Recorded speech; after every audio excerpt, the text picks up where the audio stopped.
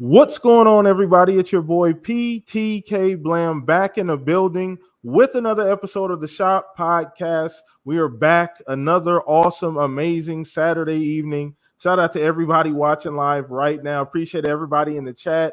Run it up, man. Appreciate you guys hanging out with us, man. Chat's already lit. Let me do some quick shout outs. We got Shown to in here, always here every single week. Mr. Joe in the Dark, OCD. Everybody hanging out in the chat, man. Hit the like button if you support here. If you're new here, subscribe. Appreciate you guys just being here. Once again, man, it's where you're going to get your gaming fix on the weekend, man. But let me go ahead and go around the panel. We'll start here with our guest. He is a returning guest, so he has been on the show before. It's been a little while, far too long. So glad to have him back. Finally got a little bit of time this weekend to hang out with us. But Mr. Silent Cypher from XBI Podcast. Shout out to the XBI Podcast. But what's up, Silent? How you doing this weekend, brother? Hey, PTK. I'm doing great, man. Thank you for having me again. It's like you said, it's been too long. Looking forward to talking about some of these topics this evening. It got a little saucy this week, so I'm excited to dive into it with you guys. It's going to be fun. It's going to be a good evening.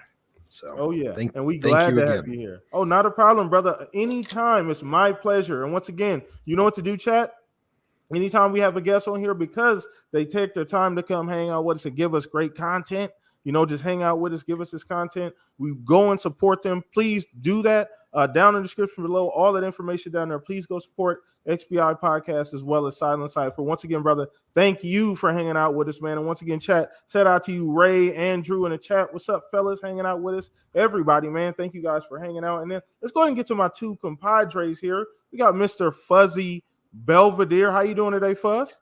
I'm doing good. It's good to always have another smooth voice on here. Yeah, I know, right? But man, it's been a while, but great to have you back. Great to be on here with you, PTK and Pong. Man, just so much wildness on Twitter about gaming, and man, it's going to be a fun one. So let's get to it. Let's get to it, man. I'm already seeing some new faces in chat. Shout out to everybody hanging out. Anybody coming out to support, thank you, man. From all of us here at the Shop Podcast, we hope you enjoy the show. We hope you'll come back every single week, hang out with us, man. Support. Thank you. Appreciate it. And Mr. Pong Soul, Pong Harvey, how you doing this week, brother? It has been one heck of a week, but I am here and I'm just kicking back with a couple of my favorite people. In fact, 3 of my favorite people in this community. That's right, my brothers. It is great to have Silent back on the show and hear that hitman voice that he does have. Agent 41. I'm having technical issues, so you guys are gonna have to bear with me tonight. So I don't know what the heck's been going on, but it's been getting worse and worse as the days have gone on, and I don't get it. But anyways, I am here. I had one heck of a week. I jumped back into Saints Row again, nice. Which was absolutely awesome.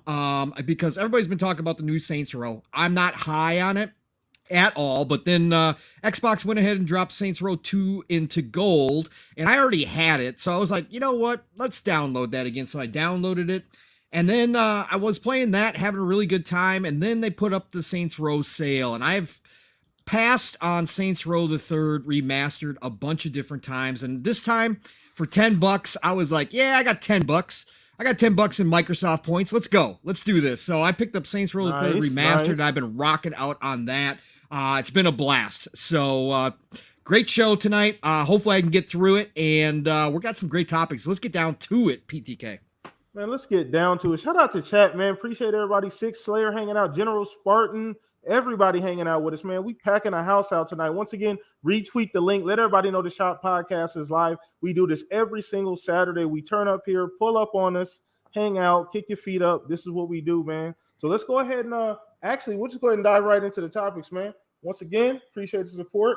So let's go ahead and jump in. We always start with the poll of the week. So poll of the week, if you're new here, I put it up every single Monday on my Twitter account. Please follow me below if you want to be a part of that. Shout out to everybody who enjoys the poll, who votes on the poll, participates. Thank you guys for being a part of that. I enjoy doing it every single week. It is a challenge. I've been doing it for like 3 years now, and it has become a challenge, especially Pong has become like quality control with the Pong with the polls now. So we got to make sure we get right with the polls. But let's go ahead and get to this one. We have poll of the week was, what would you consider the bigger deal for Xbox? And I just kind of threw this one out there. So appreciate everybody that showed support and voted on the poll. Was buying Netflix or buying Ubisoft? Wanted to get you guys' opinion on that. So let me know in the chat what you guys feel about that. But 53% said Netflix. Kind of interesting that, that would be the decision here, that more people would think that was a bigger deal than actually buying something gaming related. So that's kind of interesting. But we'll start with our guest here, Mr. Silent Cypher. We're going to throw you right into the fire, brother. Where you at on this poll of the week? So, I think I would probably go the same boat with Netflix. Yes. And the only reason why I bring that up is because, if you get Ubisoft, you've already got a known sum. With Netflix, you're diversifying your portfolio, which, is a good thing to do, especially in times like this. If you have your hands in multiple bags, then it allows you to be potentially, it allows you to be a little Agile? more recession proof, more agile. Yes, 100%. And also, it allows you to do those collaborations too, right? Like if they decide they want to start doing some more TV shows, stuff like that, they can crank it right into there.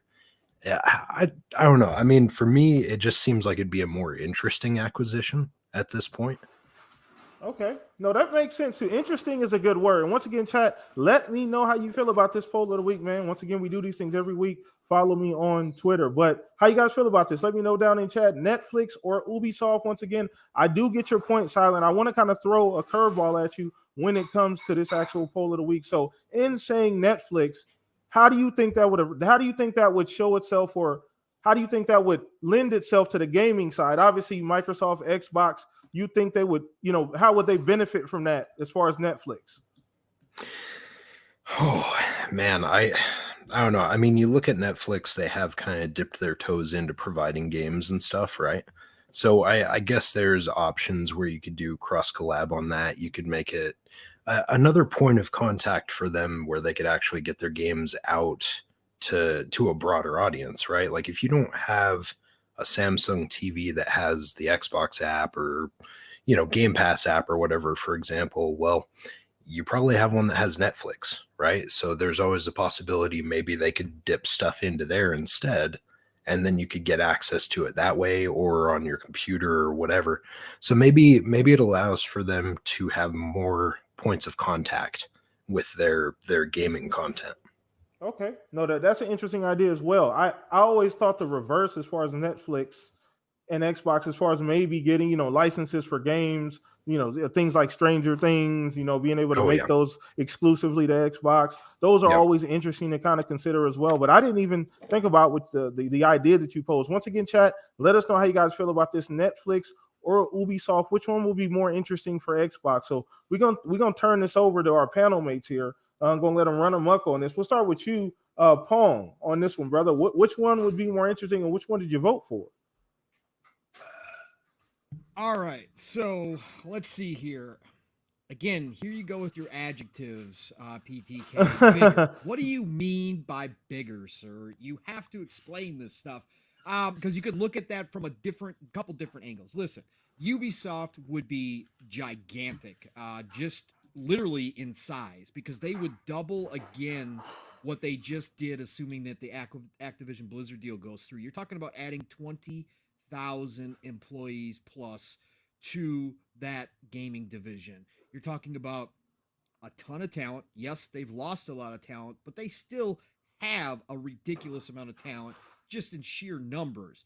You're talking about adding some of the biggest IP in the industry in Far Cry, Assassin's Creed, on and on and on, not counting the comeback of hopefully Splinter Cell, all of that. So that would be gigantic. And it would be like, it'd be the cherry on top of everything they've done if they were to pull something like that off.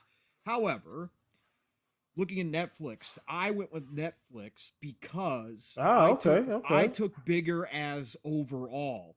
And bigger, to me, when you said this, looking at Netflix, this would mean a change that we've talked about here before, PTK. This would be that change in philosophy for all of Microsoft. So that would be the biggest one to me, because then they would be stating that they are now entering the entertainment industry as a whole, which I've wanted them to do, which I said I believe that they will do again. Again, remember, they started to Xbox One generation. They had an entertainment division, right? They were going to do two TVs and movie. They started that up. Phil closed it down as one of the first decisions he made when he took over, because he had to trim the fat, and he said, nope, we don't have time to be devoting to this other stuff. I We gotta remember get that. down to gaming, right? Yeah. So he closed them down. So if they went out, got a Netflix, man, that means that they are confident with their gaming division, and they are now ready to take the next step in becoming an entertainment force as a whole. And they're going to start producing their own TV shows based upon their IP, their own movies, while also obviously running, or having Netflix under the umbrella doing their thing as well. But they would have access to studios, producers, writers, Marketing. all that stuff, marketing, all of that stuff. So that would be the bigger deal, even though I think there's better buys out there, like a WB Discovery would be a much better buy. Oh yeah, absolutely. If they wanted to go that route, it'd be much cheaper, and I think you get more gaming talent overall, because obviously Netflix just started dabbling in gaming, so they don't have anything. But at the end of the day, that would be the big one, because that would be an entire mindset change for Microsoft if they did that one. That would signal and scare a lot of people that Microsoft was deciding to enter, to come into that ring and compete. It would be pretty crazy. Yeah, that's funny and interesting too. And once again, chat, let us know. Hit the like button. Let us know how you guys feel about this, man. Which one? Netflix. These some great ideas, by the way. I didn't even consider what you and Silent have said already, man. It does make them far more agile. Gives them a lot of flexibility. This is something we have talked about on the show. Believe it or not, Silent, we've covered this. We do a lot of. We visit we visit Speculation Town quite a bit. We're there every Saturday. I promise you, the tours are open. Matter of fact, we have a board member here, a mayor, a co-mayor. Have you will. One of my favorite parts of the weekends. Oh yeah, absolutely. Speculation Town is open. Business is booming, especially during the summertime as well. But appreciate you guys hanging out with us. So we're gonna throw this over to you, Fuzz. Get your opinion. Now, once again, consider what they have said already, because I didn't even consider some of this as far as being able to infuse some of the talent, vice versa, licenses, things like that, having the ability, like he said, access to different things, marketing. That is interesting as well too, because I didn't even consider that. But go ahead, Fuzz. No, it's really a tough call. I mean, in the sense that yes, they both have, they can be considered big in different ways. Ubisoft with their IP, their licensed IP, and the Tom Clancy name in itself, and the reach that you could have as far as TVs and movies and things like that. Although I guess they would still have to shop that out through like Paramount or somebody else at that point, if that was just the only undertaking that they took. But I have to agree with the guys. Netflix honestly moves the needle more, just because you have that large subscriber base that you can kind of blend some of the or have some overlap between Game Pass and Netflix. That Hell, you can even combine the subscriptions at some point. Yeah, you would have instant access to over 100 million subscribers. I think they're still around the 200 million range. So you have like almost endless names or accounts to at least offer, the gaming service, and hopefully people will get used to it or enjoy it enough and forget about the subscription and leave it in place. So that would definitely add to their bottom line as far as their recurring income and things like that. But the big thing that both Silent and Pong mentioned, like just thinking of going into the entertainment space, as far as like, yes, they already have the Halo series as far as a TV show, but there's so many other IPs that they already own and will probably own here soon with Activision Blizzard, that you could have pretty much almost endless content that you could put towards a only on Netflix subscriber or subscription service type of deal as far as TV shows and entertainment. I mean, it gives Netflix at least a better, I guess, like back catalog or library to pull from. Like when you look at Disney and you look at a lot of the other ones that are established now, they have endless years of from Fox or where whatever other mergers or acquisitions they've made as far as like reruns and shows and series that they can always, infuse into that service. But now you would have pretty much new IPs that you can generate new content that's probably going to spark a lot more, I guess, new user engagement to that service. So I think Netflix would be the bigger deal overall, both on the consumer end of things and on the business side of things. But I personally, I kind of wish somebody would save Ubisoft before Tencent gets that bigger stake. But it's no matter who helps out or works with Ubisoft or acquires Ubisoft is probably going to have to be the bad guy with as large of an establishment as they are. I could see a lot of, I hate using the word layoffs, but there is going to be a lot of redundancy, much more so than there ever was with like Bethesda and even the case with Activision.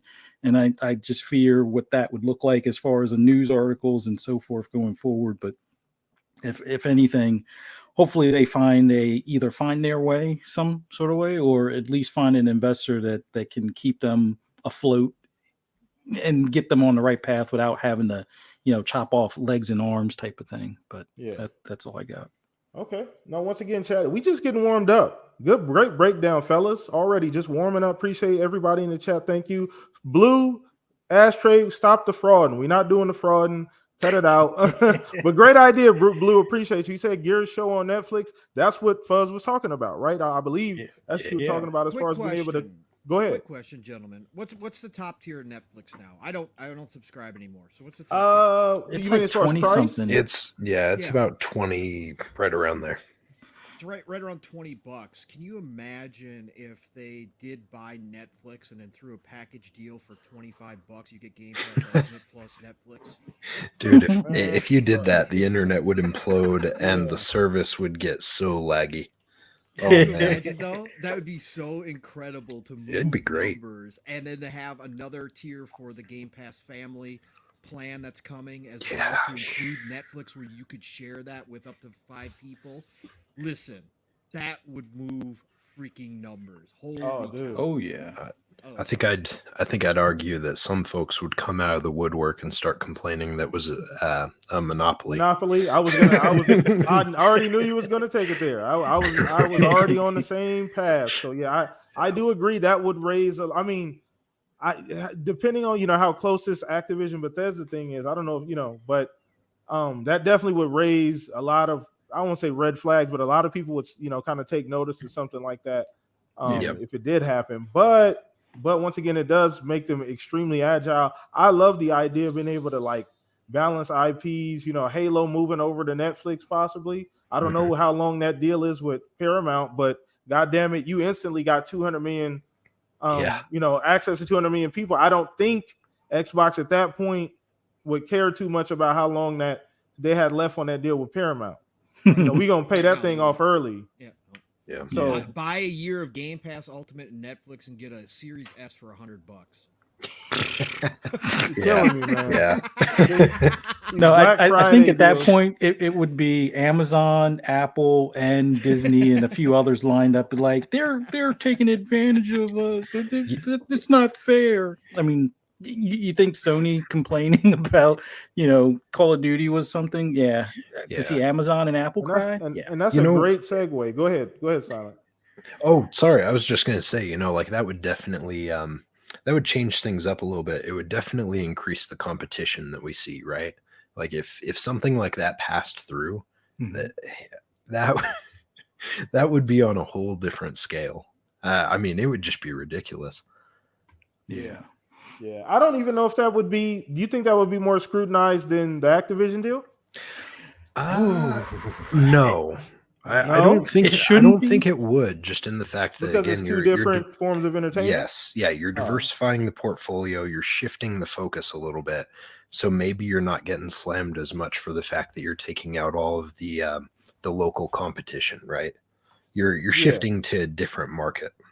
Yeah. Yeah. Yeah, no, that's exactly what Luis said. He said, why Microsoft doesn't have a movie division? How can it be a monopoly? Good point. Yeah, they Yep. don't have that part of the company. So great point. Great point. So once again, chat, rewind it if you're just getting in here. Rewind that, go back and catch that from the beginning. We talked about that poll of the week. So expect another one next week. Follow me on Twitter if you have not already. Appreciate everybody hanging out in here, man. She Snow, Joanna, Shows New. We got everybody. Six Slayer. Appreciate General Spartan, man. Blue Cheese, man. Appreciate you, man. Thank you guys for hanging out with us. So we're moving on. That was a great segue. Fuzz inadvertently segued us right into our next topic. So appreciate the assist, Fuzz. Thank you for that, brother. So we're gonna get into this Sony stuff, and that's kind of why it's been a weird week, right? So this news came out early this week with Sony regarding making some comments. You know, they were asked about how do they feel, you know, about the Activision Blizzard deal and their opinion. I don't know the details specifically. I know there's quite a bit of articles, and I'll drop one, you know, in the chat. So if you guys have details on that, you know, throw those in the chat as well. But essentially, they were asked essentially their opinion on what do they think about that deal, and you know, why should it go through? Why shouldn't it? You know, how is that affecting their business? Essentially, going forward, and they gave some interesting opinions, very interesting opinions. Essentially saying we feel threatened by you know this going on. We feel threatened by them purchasing Activision for various different reasons. You know, we feel like we're going to get cut out of the, you know, market. Essentially, we feel like, you know, Game Pass is going to be too big. There's, you know, they're the only people that can, you know, pull it off. Essentially, just a lot of different things, a lot of concessions, you know, which were interesting. But we'll get into the Silent Cipher. What was your breakdown of that information? And I'm paraphrasing here, so don't tear me up, chat. Okay, I'm paraphrasing here, but Silent, what's your where are you at on that, man? This is kind of left field. We didn't know. This kind of came out of nowhere. I believe it was a translation, right? Wasn't it like a Portuguese or Brazilian? Yes. Yeah. Man, where do you begin with something like this? I don't know, man. When this broke out and we started reading about it and hearing what they were saying, all I could think is like, wait a minute. Okay.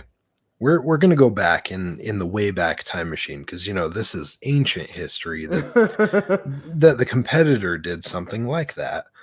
You know, like buying up exclusivity for X amount of time, you know, locking stuff like Final Fantasy to the console, stuff like that. But as soon as Microsoft does the same type of thing, now granted on a bigger scale, I'll give you that.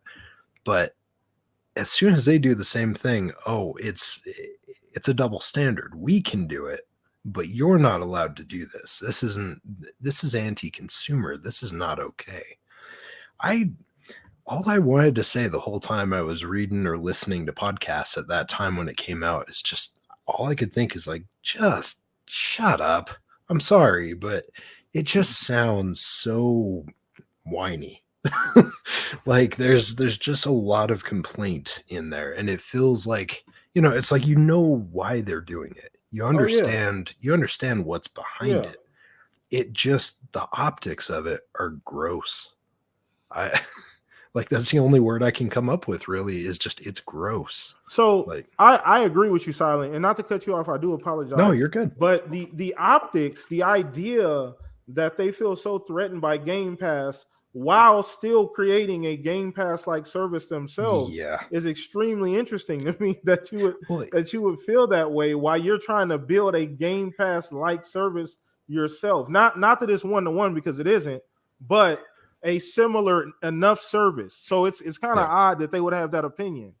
It also just feels really disingenuous, right? Like you're throwing something like that out there when you've got all these other companies that are working their butts off all the time trying to make these really good top tier games, and you come out and you're like, no, none of your guys' content's ever going to reach the status of Call of Duty. So, you know, it just, when you read it, it just sounds kind of scummy. Is like, they have some of the best single player campaign dev teams in the business. Period. Over there in Sony. Hands down. And so for them to throw a Hail Mary like that and act like they don't have anything that they can use to fight them off, like, I'm sorry, it falls on deaf ears on my side. Yeah, no, it's an interesting read. It really is, just considering their approach, all while doing very similar things or have Yeah. done very similar things in their history. Now, once again, all fair is love, right? And love and war and business, Mhm. right? This is all business at the end of the day, and we understand where the market is going. It's ironic that they would have this opinion. And once again, we give fair smoke around here. So I don't want y'all in the chat thinking that we're just jumping on Sony head. We give fair smoke. Had Xbox done something similar, we'd be jumping on their head too about it. So we want to Yeah. make sure we get that out there. Not that we need to, because if you're in the chat, you already know what it is here at the Shop Podcast. Appreciate you guys. So I just want to make sure I get that out of the way. But I do agree with you on that one, Silence. So I want to throw a curveball before we get to Pong Sure. and Fuzz here as well, too. So just regarding their energies. So how do you feel about the Call of Duty part of this, right? Considering that they said, no, Call of Duty is something that's like you can't replicate, right? Right. That Yep. is true. That is true to a point. God is something that's people have been trying to replicate Call of Duty for years, and there's something about it that you can't replicate. But Call of Duty, there have been damn good substitutes for a very long time. So Mhm. it's never been just Call of Duty. So I just find that kind of odd. But go ahead. What's your opinion on the Call of Duty portion of this? So, going to what you were actually mentioning on there, right? So they've stated that there's nothing that can compete in the same gaming category. It's a gaming category of its own. It's a unique franchise that can't be replaced. There's a lot that came from this, that it has no rival, and I disagree. Like, look at Battlefield. When Battlefield was in a good spot, and it was, it wasn't plagued with a bunch of bugs and stuff. Like, you look at the early iterations of that game, and that thing did really well. And I would argue it was a good rival against it. There've been a lot of first person shooters out there. Maybe didn't hit the same level as Call of Duty, but not all Call of Duties are created equal, as we know, as we played them. I don't know. I mean, on the Call of Duty side of things, I feel like they're just making it way bigger than they need to. But again, they're trying to make it sound like a woe is me. It's like they're the victim in this situation.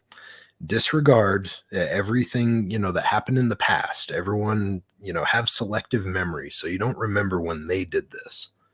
But, when Microsoft does it, it's a concern. And it's abrasive. Kind of just rubs me the wrong way. Yeah, no, I understand. And once again, so shout out to Gabe. Gabe, man, appreciate you, brother. He said, like I mentioned on KSante's pod, this was a strategic response by PlayStation. Nothing wrong with what they said. It's not so much. Well, I guess it is what they said, right? Like I can't gloss over that. It's No. just I don't think it's necessary, right? Because No. Sony's not in some floundering position. I don't think anybody's like, you know what, Sony, hey, look, Sony, they better get it together. They're falling apart. Like, I don't think anybody feels that way about Sony and, their future going forward. Sony's made a bunch of strategic moves. They're in a great position. I don't think any of us are looking at Sony and thinking they're going down the drain and they have anything. You know what I mean? I don't think they're going to compete. I understand their strategic response. Let's put some doubt in some of these, maybe delay this merger. I mean, business is business, right? Maybe we spread a bit of doubt. Maybe we get them to think about this a little longer, take some extra time, right? It could be that too. But I'm going to throw this over to Fuzz and Pong. Considering what I just said, where you guys at on that? I guess we'll start with you, Fuzz. Like the Call of Duty thing is funny to me, especially when you have some of the other publishing arms and stuff like that they had had the inquiry with as well, saying, oh yeah, it's no big deal, it is what it is, kind of thing.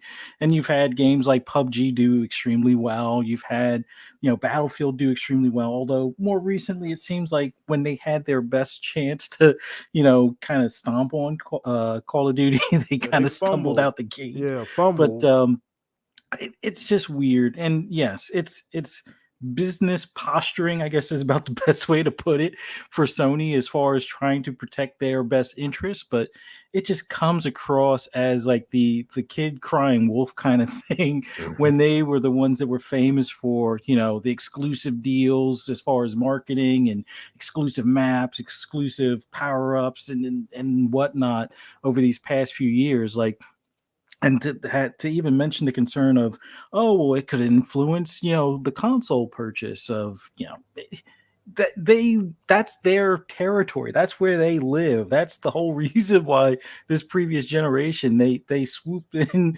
and paid those big bills for having that Call of Duty marketing. So I understand their posturing. It just comes across, like I said, like the kid crying wolf type of thing. But I don't know. I think at this point, when you start doing what some may consider shady stuff and poking the bear, at some point you're going to wake the bear up. And I think now this just comes across as even beneath Sony's level of like even looking at how they used to throw jabs at the competition as far as this is how you share a game. This seems like a different level, like a different Sony. Like I prefer the how you share a game jab as opposed to we can't compete kind of, even though they can. But 100%. the crying They're aspect just actively competing. How? I yeah mean, I don't understand. I don't understand. I don't understand how that works. But yeah also, it no sorry, go ahead. sorry to interrupt you, but also, like, aren't we always saying, like we just talked about earlier, competition is good. So Mhm. if they end up getting Call of Duty, wouldn't you think that that would have a knock-on effect that maybe Sony would come out or someone else would come out and try and create something bigger? Yeah. Like Oh, that's not a bad thing. I hope it actually does, because I would love to see a modern day SOCOM. I would love to Oh, see a yes. modern day Resistance. I mean, Yeah. they have the ability to have something that can compete with Call of Duty. They just chose not to. I mean, they even Mhm. shelved what do you call it? I can't now the name of it, just Killzone. Yeah. Like, I understand, yes, Horizon, much better game overall in comparison to Killzone, depending on what genre you prefer, whether you prefer like a action RPG or a first person shooter type of deal. But I think that's something that they could even bring back and still have, enough of a draw for Well, their we, consumer base, or we for any consumer base, to at least be somewhat competitive. I mean, we there's do just so know. many options they have that they seem to be forgetting conveniently for this, inquiry type of deal. Well, we do know that they are heavily investing in third party, right? Like multiplayer Yeah. stuff. They just got Haven, right? Jade Raymond Studio. They just Mhm. got those guys. I believe Bungie. they're doing something. Bungie, obviously Destiny. That just the ink just dried on that. So I mean, come on now. You know what I mean? Like they're actively competing. And Yeah. Gabe, I keep telling you, bro, I get it. I get it, Gabe. I promise you, I understand, man. I get the business. Like you said, would you say business posturing? I get it, right? Like I think that's exactly what Fuzz just said. Yeah.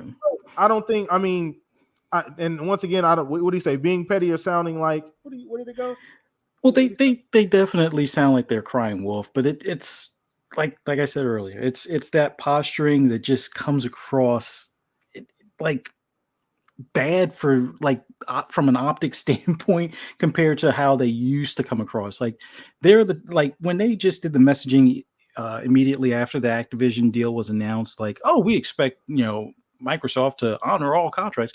That's fine. I mean, that does sound a little bit weird coming out of the blue saying that, but I would rather them say that than, oh, we can't compete with this when we had like we've had the market share or the lead market for X amount of years. Please help us keep that type of thing. I mean, yes, you're going to protect your interests, but uh, it just this is beneath Sony's, you know, normal demeanor, I guess is about the best way to put it. Yeah.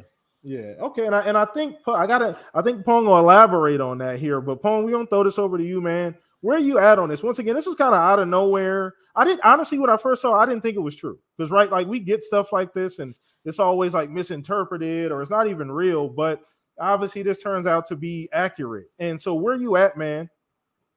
I'm good with it. I wouldn't expect anything less. If timed exclusivity was under attack, if governments in different countries were reviewing timed exclusivity deals and they went to Microsoft and asked Phil and his team what they thought about Sony buying up timed exclusivity, I would expect a similar statement from Microsoft. This is straight up business. This is nothing new. They knew the public would see this due to Brazilian laws. So they knew that this would be out there in the public, and they just don't care. Because again, from a business side point, from Jim's point of view, all he's trying to do is he's got a chip in a chair at the table because somebody gave them a voice and said, hey, what do you think about this?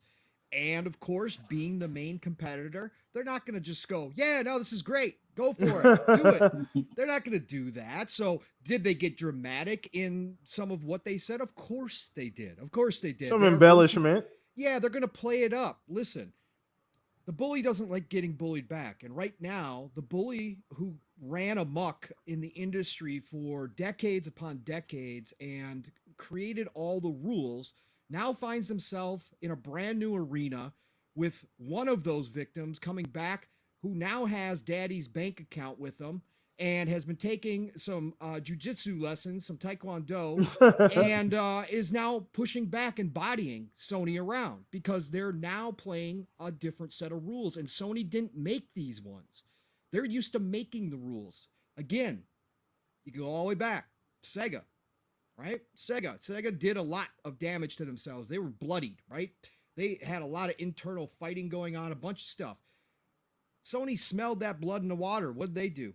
Started cutting deals, just like they do now. Started cutting deals with EA, got Madden on the PlayStation, right? Wound up finishing off Sega.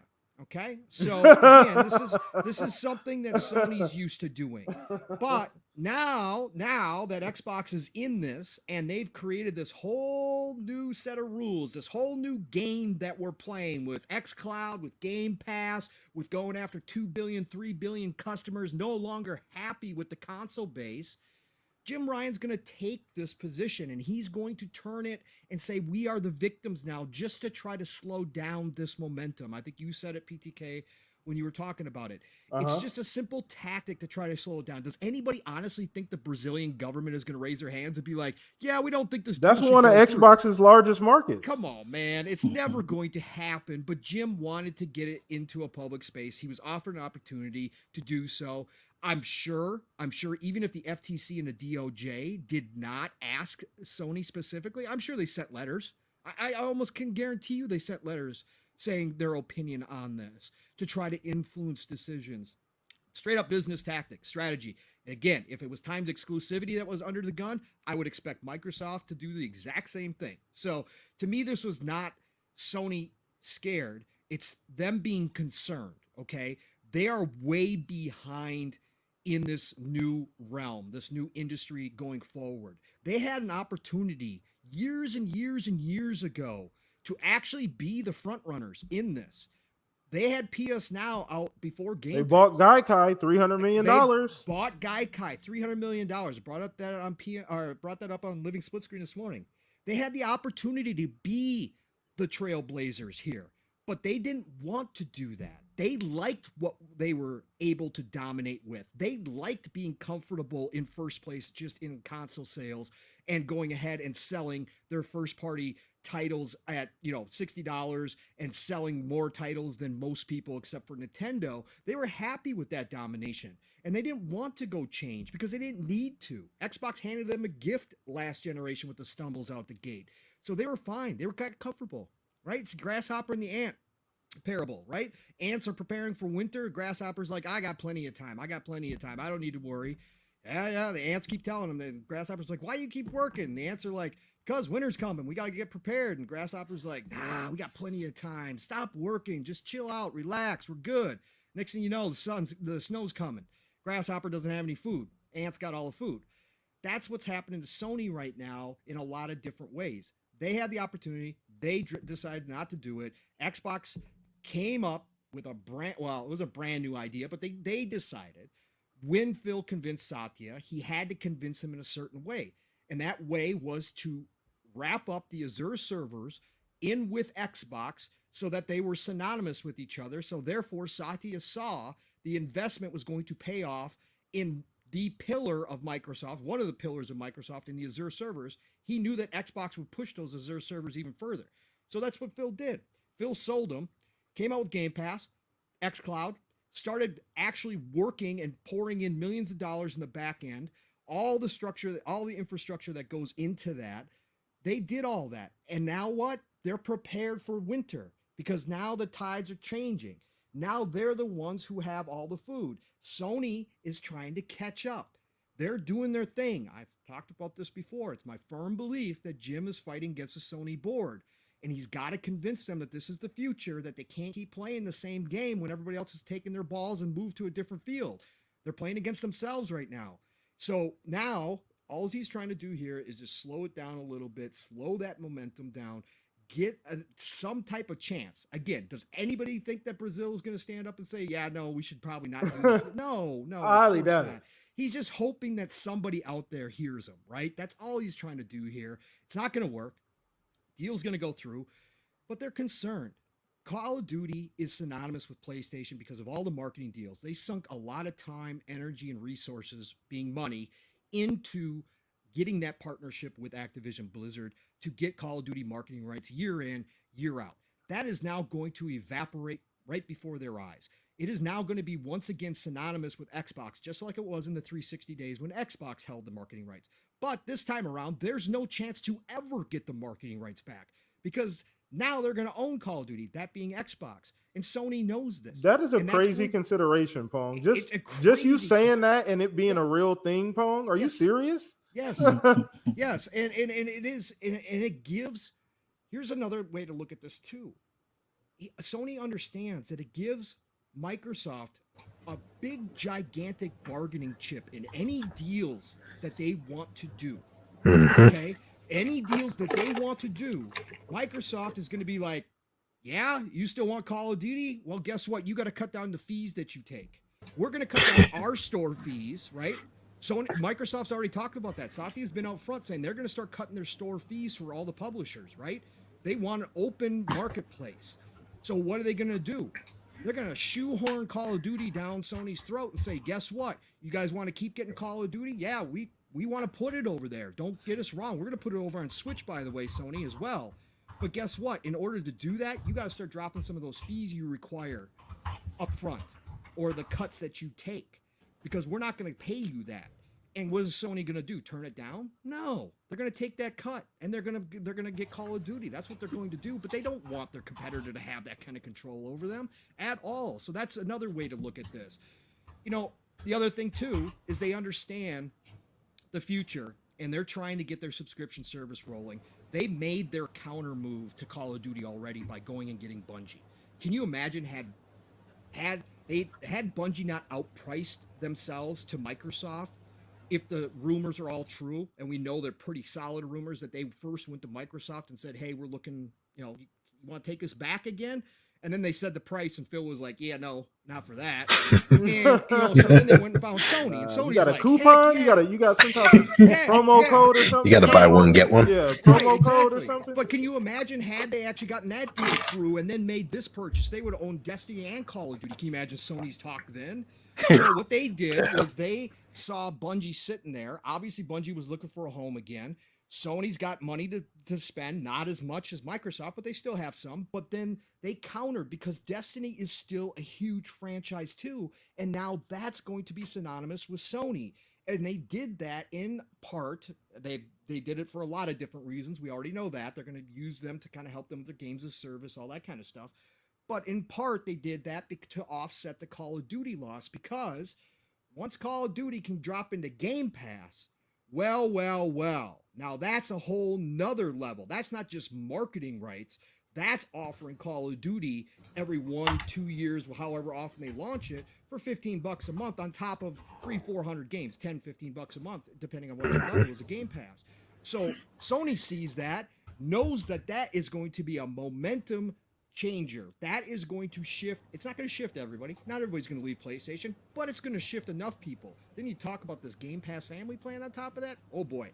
But so Sony says, fine, we're going to grab Destiny because as soon as they can put Call of Duty in their subscription service, I'm assuming, I can't believe it hasn't happened already. Absolutely. And Sony's going to drop definitely Destiny into their subscription service. Probably even the DLC maybe come with some type of... Right, exactly. I would do that because what does that do for all those Destiny players? Well, heck, if I got a PlayStation or I'm thinking about buying a PlayStation, well, now I can get Destiny for a monthly fee and I'm playing that game tons and I get all the DLC. Yeah, it's going to make more value over there. So that all went into play here. But again, at the end of the day, This was Sony just given the opportunity to speak about one of their main competitors doing something that they can't do. They can't do this type of deal. They can do a big deal, but they can't do Activision Blizzard deals, and they're upset about it.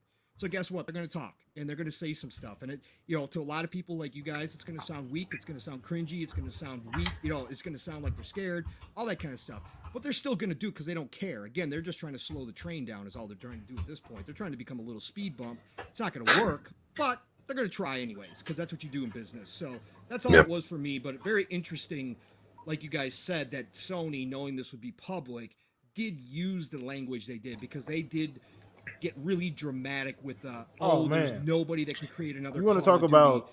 There's no game that can touch Call of Duty. Look, in this industry, what was the top one day can be the bottom in a heartbeat. Okay, it happens all the time. Nobody saw Fortnite coming.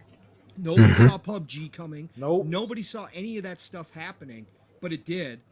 And at the end of the day, somebody out there with as many people developing games right now could be working on the Call of Duty killer as we speak. Or, I think it was Siphon brought it up, if Zampella gets Battlefield back, if he announces Bad Company 3, which will be the creme de la creme of all announcements, if he actually made that and said this is now Bad Company 3, listen, there's a chance they could take a piece out of Call of Duty. And then what? Now you got nothing to complain about. Sony was doing a whole lot of forecasting and crystal ball reading and speculation, and they were exaggerating a lot of speculation here to try to make themselves the victim. But again, I didn't expect anything less. I would do the same if I was in their position. And it's nice that they reminded Phil and his team once again that they're still Sony and they're going to stab you in the back no matter how much kumbaya you guys want. They'll still stab you in the back any chance they get. So again, I like that because film does need that reminder every once in a while. Yeah. So yeah. So shout out once a great wrap up, Pong. Appreciate you, bro. We got a lot of people in here, man. Shout out to everybody coming out hanging with us, man. We got everybody, all FSP in here. We got Zinc in here. I saw Mav, Caitlin. I saw y'all hanging out having a Chinese food party over there. So shout out to you guys, 3-Bit, Psycho over there hanging out, man. Everybody I saw Bushido in here. Everybody, man. Appreciate you guys. Hope you guys are enjoying the topics here, man. Go ahead and drop your chat questions too, because we're going to get to those. We got some stuff we're going to cover, but if you got some questions, you guys already know. No point in holding on to them. Go ahead and just drop them in the chat right now. What's up, Brandon? Shout out Sour Blow. Everybody hanging out with us live. Retweet, like everything. Appreciate you guys, man. But I wanted to throw this over to you, Fuzz. Kind of piggyback off what Pong said, just about slowing the process down. And shout out to Mr. Kima too, in chat as well. What's up, Blue? But like, where you at on that as far as them trying to slow the process down? Like, you said posturing earlier, right? You said like, yeah. Well, the big thing now is, I think, if I'm not mistaken, based on the timing of when these things are supposed to be closed or not really signed off on, but at least not contested, I think Brazil or some another part of South America has it where they're already a little bit on the late side. Like the clock should have ran out around July 24th or so, and they still haven't kind of did their non-contestment type of thing or whatever. But there is some clocks, different time periods as far as when these things basically run out or expire. And I think for the UK it's in September, but there's like 3 or 4 countries, and I think Korea is another one that's in that window. South Korea, that is, where I think it was like late July was supposed to be when they gave their final response or made their final inquiry or request as far as for either additional information or something along those lines. So there is some slowing down of the process. Like a lot of things should have probably come to a head now. And I think the next big one being the UK, when it comes through, hopefully in September. A lot of times, at least in past tech space type stuff, it's like once the US and the UK kind of like, oh yeah, we don't contest it, or we don't have any further requests, a lot of the other ones usually follow suit as far as after that. But it would be nice if the Activision deal gets finished before the end of the year. no reason in You want particular. you want them things in Game Pass. You want that Game Yeah. Pass. Yeah, it'd be like a what you're Christmas getting gift at. at the end of the nice year. Christmas present. Yeah. Oh man, it'd be the amazing Black Friday deals, Christmas deals they could pull off, man. Yeah, and I mean, we already have the family plan thing looming, which I don't know if they'll be able to wrap that up or push that from its current beta testing type of thing to, full release in time for the holidays. But it would be nice if they did that as well. But yeah, if they could get the Activision deal wrapped up shortly after September, like sometime in October, as long as it's before, when people usually start taking vacations in the tech space, like just before Thanksgiving, because anything not finalized by like mid-November, it's pretty much going to be the beginning of the next year before they'll even touch it type of deal. But yeah, if they can get that stuff wrapped up soon, it would definitely benefit the Xbox platform and a lot of gamers that are subscribed to Game Pass. But yeah, if Sony can slow things down in any way, shape, or form, or at least try to, like what Pong was saying, yeah, they're going to. But man, some of these countries are running, maybe a week or two behind. But yeah, all things considering, pandemic is still a thing to some extent in some of these countries as well. So things are going to move a little bit slower than what may normally be considered like their normal window of time type of deal. But okay, I don't know. I think Sony, threw darts at the dartboard and is like, hey, let's see if any of it sticks. And, we'll find out hopefully by September if any of these nations have, investigated or willing to listen any further. But yeah, we'll see. all right. So with wrapping up that topic, moving on to the next one, we get into a fun one. So any fucking chance I get to talk about Anthem, I'm taking. So if you're new here, I appreciate you. So I am a big Anthem fan. Hello, how are you? So we're gonna get that out of the way. So you can judge me in chat right now, get it out of the way. But we actually are. I'm gonna throw all of us under the bus because we kind of all are here. We kind of all are low key here. So I mean, but anyway, we're talking a little bit about this rumor that EA is possibly making once again, we've heard rumors about a superhero game that they're making. We're hearing also they're possibly doing a Iron Man game, potentially using the Anthem assets. Now, we know Anthem was a thing. That was probably, I would argue, probably the best part of Anthem was the flying mechanic. I would argue that was the funnest part of the game, being able to fly around, the responsiveness, the agility, the sense of speed you were able to get. Like it was about as close as you can get. And we said it right away. Right away, if you play the game for 10 minutes, you're gonna notice that right away. Oh, there's nothing like this in any other video game. Like you're gonna like that's gonna catch you right away. And we'll throw this over to you, Silent. One, what do you think about the idea of an Iron Man game? Two, I'm not sure how big of an Anthem fan you were, but what do you think about the idea that they're possibly going to be using that flying mechanic and not like it not just going away? Because I was hoping they would do something with that. I'm like, please don't just let that fall to the wayside. That was a one part of the game that they actually nailed. But where you at on this, Silent? Yeah, so I mean, right off the bat, you say Iron Man, and that was definitely one of my favorite Avengers, especially throughout the MCU universe movies and stuff that have come out over time, going back to comics and stuff like that as well. And it's very much, I've ever since the first couple movies came out, I was always thinking like, man, it'd be great if we got a good Iron Man game, or at least a couple of them. And when Anthem came out, and I remember seeing the first trailer they showed off of that thing, all I could think is, my God, this is you could just skin this with Iron Man. Like you could put Iron Man skin on there or make a suit for it, and this would be perfect. And I kept thinking, I was like, man, this has potential. It looks amazing. And then it came out. And unfortunately it did not live up to what we were hoping for. There was a lot of meat on the bone though. There was a lot of meat on the bone. But it just, that one was one of the games where it came out and it did what we've seen a lot of times, where you get the rope-a-dope, right? It's like, oh man, this thing looks amazing, it does all these things, and then the actual game came out and you tried it and you're like, oh boy, like I paid $60 for this, and this is not what we were seeing. which made me sad because again, like the mechanics are great. If there had been more content or more continual content, and they had actually treated the game right, man, it could have gone places. Oh, dude.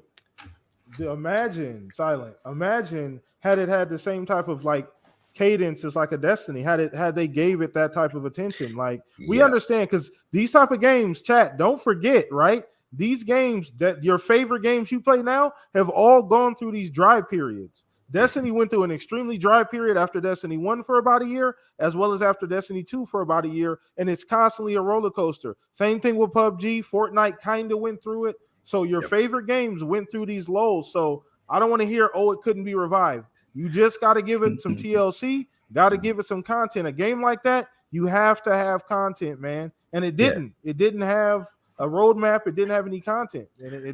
And every time, like to touch on that, especially like every time they came out and they're like, hey guys, don't worry, this thing's gonna be okay. We're gonna bring it back. We're gonna do what we need to do. It's gonna be great. They announced the Anthem 2.0. They were like, hey, I did a video on it. I did a damn video on my channel on the 2.0. I was that excited for it. So like all of us, it got us hopeful again, right? Like I remember being in a group of friends on Discord at the time where they kept talking about it, and I was like, man, I wish I could agree with you, but I'm really anxious and nervous that this is just not going to happen. And they're like, don't worry. It's going to be fine. Everything's going to work out. And then it just kept getting delayed and delayed. And then it got wiped out. And you're just like, man, and like you said, if they support it, like, because every game does go through it. Like you're talking about PUBG, Destiny, all those ones, there are lulls. But, you look at PUBG now versus what it was when it first came out, and it's a whole different game. Absolutely. And they could have done the same thing with Anthem, and it looked like we had every reason to think that they might do it. But again, we got rope-a-doped a little bit. Yeah. But yeah, they pulled a Ubisoft. They had it. That's what we call it around here, right, Fuzz? And I'm sure Fuzz will get into this when we get around to it. But they got what they're looking for is right in front of them. Oh no, let's look elsewhere. It's like that meme with the guy and the girl looking behind him at the other girl. The exact same situation. We got everything we need in front of us, but we're gonna, spend our time elsewhere. But I understand lots of things change. Zampella came through and pretty much, like Noah's Ark, just wiped everything out and said, we're starting from scratch. Give me the damn keys. We'll make this thing happen. Just stand behind me and I'll figure this out. But it just had Silent. Listen, and I'm no Fuzz. You're going to get into this, bro. So much potential, bro. Like so much potential. The skeleton, the infrastructure was there. And that's the hardest part to get right. Yeah. That's the hardest part to get right about a game like that. You had it. The world building, they had the mechanics, they had everything placed, they had it set. They didn't follow through with it, which was really frustrating because you could tell they could have made something really, really spectacular with it, but it's like they kept walking through the yard and stepping on the rake that the kids wouldn't put away in the shed. Just kept smacking themselves in the face. Crazy. And they remembered that it was there, and they'd walk back and they're like, oh, well, maybe smack. It just So chat, rough. I want to know how many Anthem fans do we have in chat? All right, so let me know, chat. Put a 1 if you enjoyed Anthem, 2 if you didn't enjoy Anthem. I need to know how many Anthem fans are in here. We need to know who actually has any kind of taste in video games or not.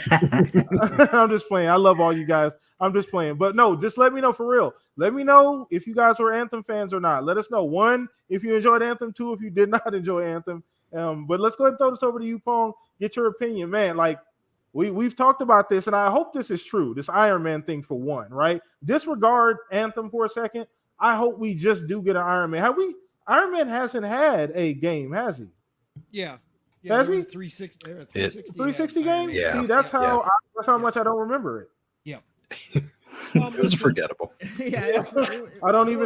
It wasn't awful by any stretch of the imagination, like some of those were, but it certainly wasn't, what it could have been or should have been. But that was the era where we got a lot of that nonsense from licensed IP. So it was always hit or miss with licensed IP. As far as this goes, PTK, we have talked about this. Now, listen, this first of all, the rumor for anybody who wants the backstory, Grub, again, he's the one who confirmed that EA was working on Black Panther, and then he came back on a show this week and said that he had heard that they actually have 2 Marvel single player IPs, one of them being Black Panther, and then it came out that Tom Henderson had heard, but he could not verify it with another source, that this secondary game was Iron Man. So take all this with a grain of salt. We are in speculation. We're speculation town. Sure, oh yeah, we know where we're at. For sure. But again,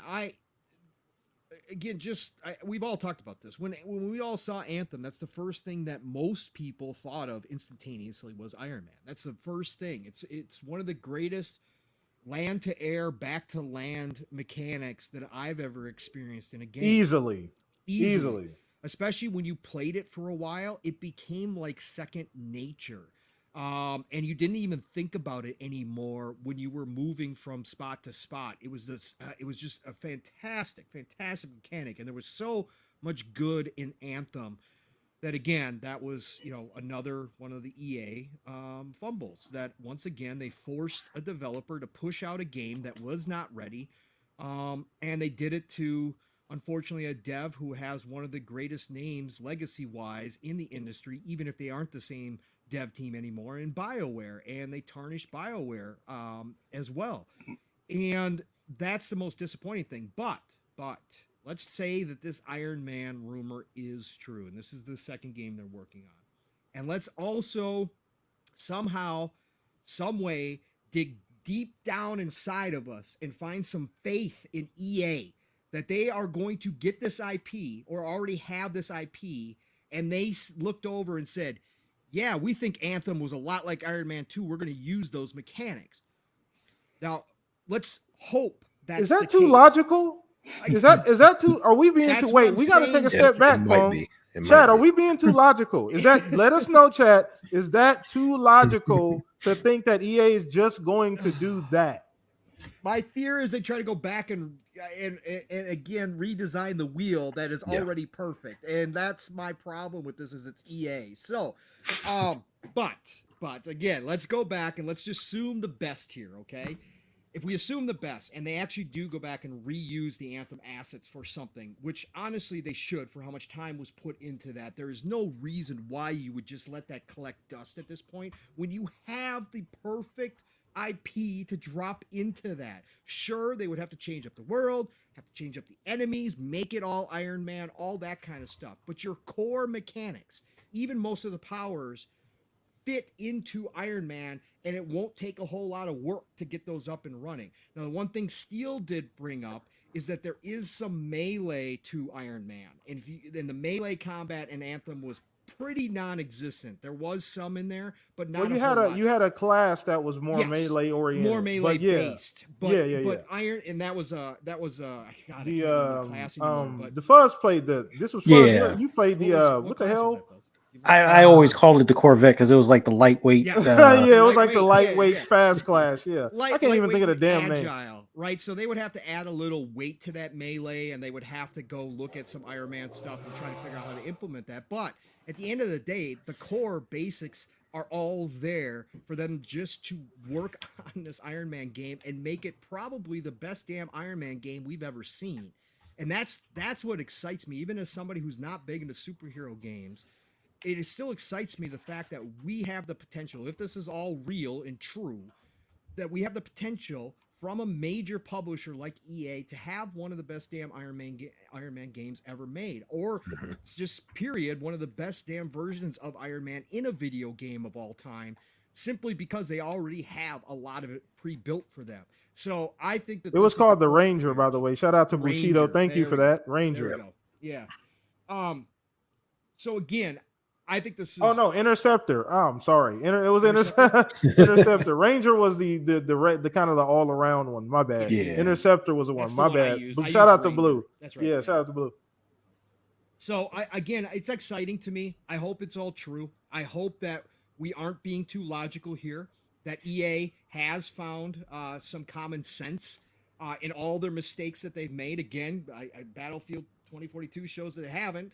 But at the end of the day, maybe that was the final clobbering over the head that they needed to wake up here and really, take a look at themselves in the mirror and say, okay, we got to really get down to the basics here. Because even if this isn't Iron Man, that Black Panther IP, they can't screw up Black Panther for a lot of different reasons. Man, for look, the fan base. They are going to. We're not even gonna go there, and we're not even going that far. And we're not even going that far. Not even put it out we're there. not even. We're talking. No. No. Just to be clear. No. I don't. Striking it from the record. Yeah, I don't want to mess this up. Just to be clear, Pong. We're talking about from a video game standpoint. We're not. I don't want to get too political about this. No, we're not getting political. No, I know. That's what I'm trying. That's what I'm trying to make sure. The fan base is going to have pitchforks and torches out. Yeah, it's gonna if happen. they screw up Black Panther. It's gonna happen. Okay, period. So you can't screw up. So they're already handling one of the most sensitive IPs out there right now. So please, God, EA. If you get an easy one like Iron Man that fits right into some of your assets that you already perfected in another game, please just go ahead and do the logical thing and the common sense thing and make that happen, and then let the rest play out, okay? But again, I'm just happy. I'm just happy for all the Marvel fans that we are getting this IP. I'm happy that Disney has opened up the licensing and is creating these opportunities that all these publishers can come in now and bid on these all this IP, including Star Wars, right? That we're actually back again. I call it the golden age now, but we're back in that prime days of when we saw a ton of licensed IP. Now again, it was always very hit or miss. Hopefully now, with some more of the quality control in place and stuff, we're going to start getting mostly good to excellent licensed IP games from here on out. We're always going to have the chance of some bad ones. Obviously, Avengers, some people really love it. So don't get me wrong. If you love it, you love it. But for the consensus, it wasn't that good for most people. But I just think it's exciting that we're back to this point again where licensed IP has become viable and all these big time publishers and devs want to work on it again. That's what's exciting for me. So I hope we get this Iron Man game for sure. Yeah. And you guys, we really need to give Insomniac their flowers. You can thank them for this, by the way. I'm gonna give them a ton of credit for this, like licensed games being popular again, right? With Spider-Man, that kind of got the ball rolling, right? Like people got back on board. So I'm gonna give them a ton of credit. Shout out to Insomniac for making an awesome ass Spider-Man game. So and Shizno, if you asked all of us, we'd agree with you wholeheartedly, 100%, brother. He said he would rather have Anthem rebooted. Absolutely, of course. Yeah. Absolutely. Absolutely.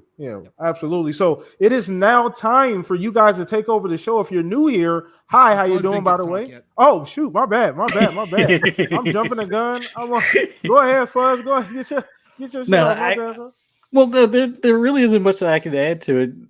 Both Silent and Pong knocked it out of the park as far as the whole Iron Man deal, and I'm hoping, was it Tom Henderson was the one that was saying that that's where we're kind of getting the Iron Man info from. Hopefully they reuse those assets. Hopefully, yes, I know we're being logical. I kind of joked about it earlier when watching Split Screen earlier today. It's like, they just need to have Vincent Pella in the meeting, or at least have him, run things by him first. Like, just, you don't have to necessarily have him in charge because he's already doing like 1,000,001 things, but just make sure he at least like run it through him. If he gives it a thumbs up, then they'll probably get it right. But man, EA, I'm still a little sore, burned up about them with dropping the whole 2.0 thing as far as for Anthem. It's like, come on, guys. They purposely didn't look at Division. They purposely didn't look at Destiny when they were making the game, because they said, oh, they don't want to have that influence out. No, you look at what would be your competition to get a better idea of what not to do as far as the mistakes that some of those games made early on. And they went and made those same mistakes by not looking at what they did in the past. But as far as Iron Man, yeah, if they use those mechanics, it will probably be the greatest hit that they've had in a while since like Fallen Order type of deal. Sure, I would love for them to reboot Anthem. I almost dread though that they'll probably say, "Oh, well, it's Anthem 2," or they'll give it a different name, but it'll look like Anthem and they'll be in the same universe. So they'll try to separate it so those that are really burned from what they did to the game will hopefully at least take a look at it. But yeah, I really wish Anthem was still a go. And man, Iron Man. Yeah, they have to do it, and they have to get Black Panther right as well. Like EA can't screw up on anything that Disney allows them to make these days.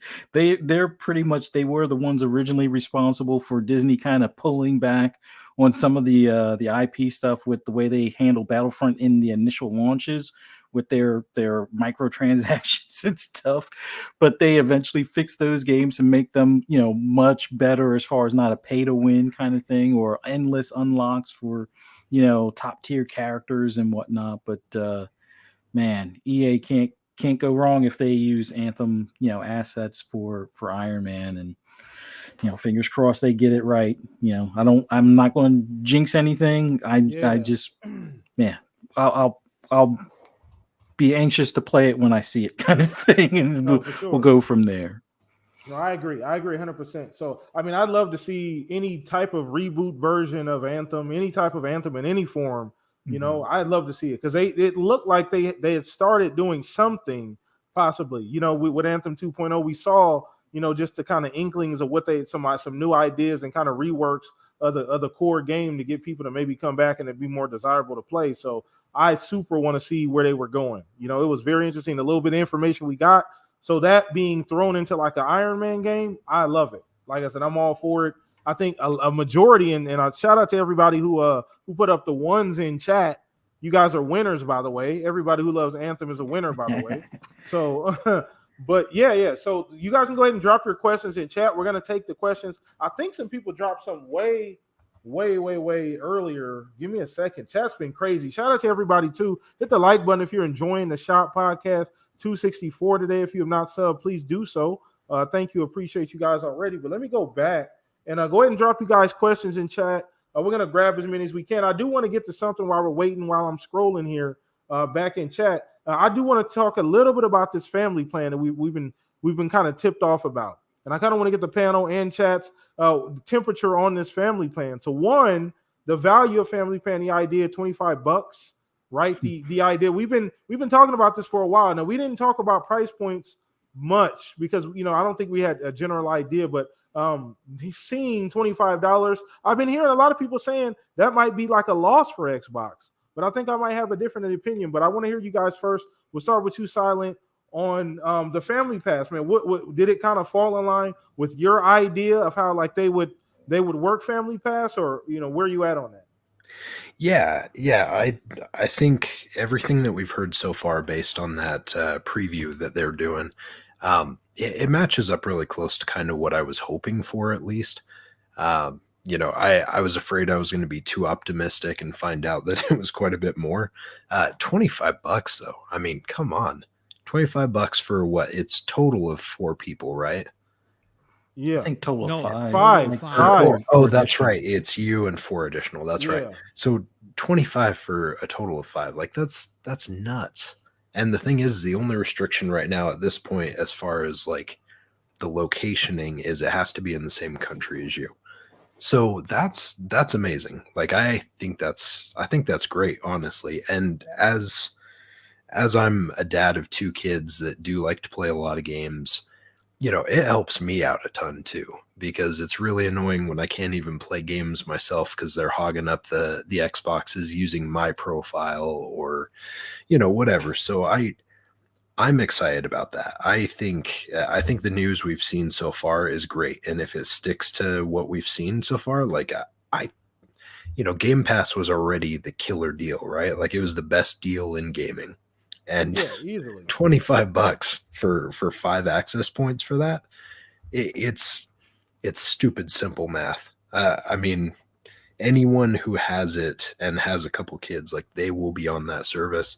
A lot of people that were hesitant because they didn't want to pay for multiple accounts of Game Pass Ultimate, this right here is like the easy solution for them. if you're just getting, and this is perfect too.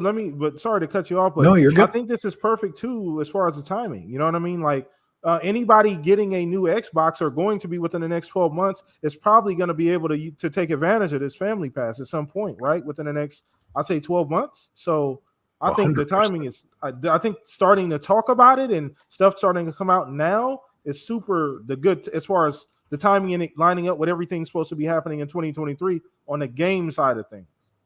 Yeah, I mean, you factor in like even if this doesn't hit until next year, like it hits into full Exactly. audience use and stuff, you're lining it up at the perfect time because obviously 2022, as we've all talked about over the last few months, like it had some promise, it dropped off. It's going to be kind of a slow year.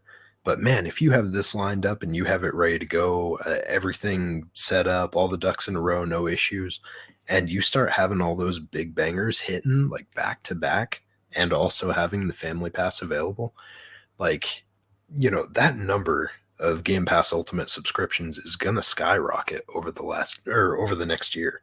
I mean, it was already going to, but you add this extra value right there, like that's going to help them a lot.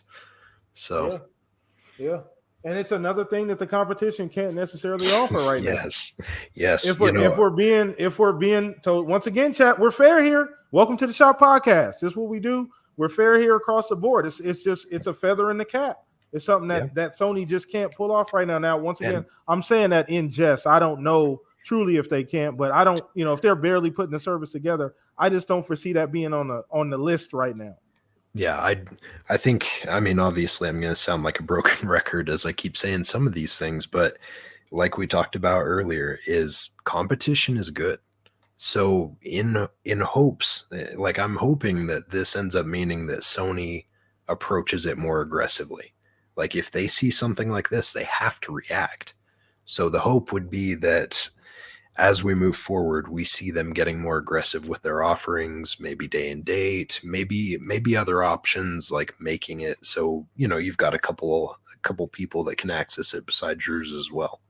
Um, Competition's always a good thing. So fingers crossed this just helps out everyone as a whole. Oh, absolutely. And we're gonna throw this over. Once again, chat, let us know how you feel about this. And just keep continue to drop them questions in chat. We'll get to them here shortly after the my two other compadres here speak. But we're gonna throw this over to you, Pong. Get your opinion on this, bro. Where you at on this family plan, man? I heard you talk a little bit about you guys talked about it on FSP. Shout out to Mav and Caitlin in chat. But where you at on this, man? Yeah, I talked a lot about this week.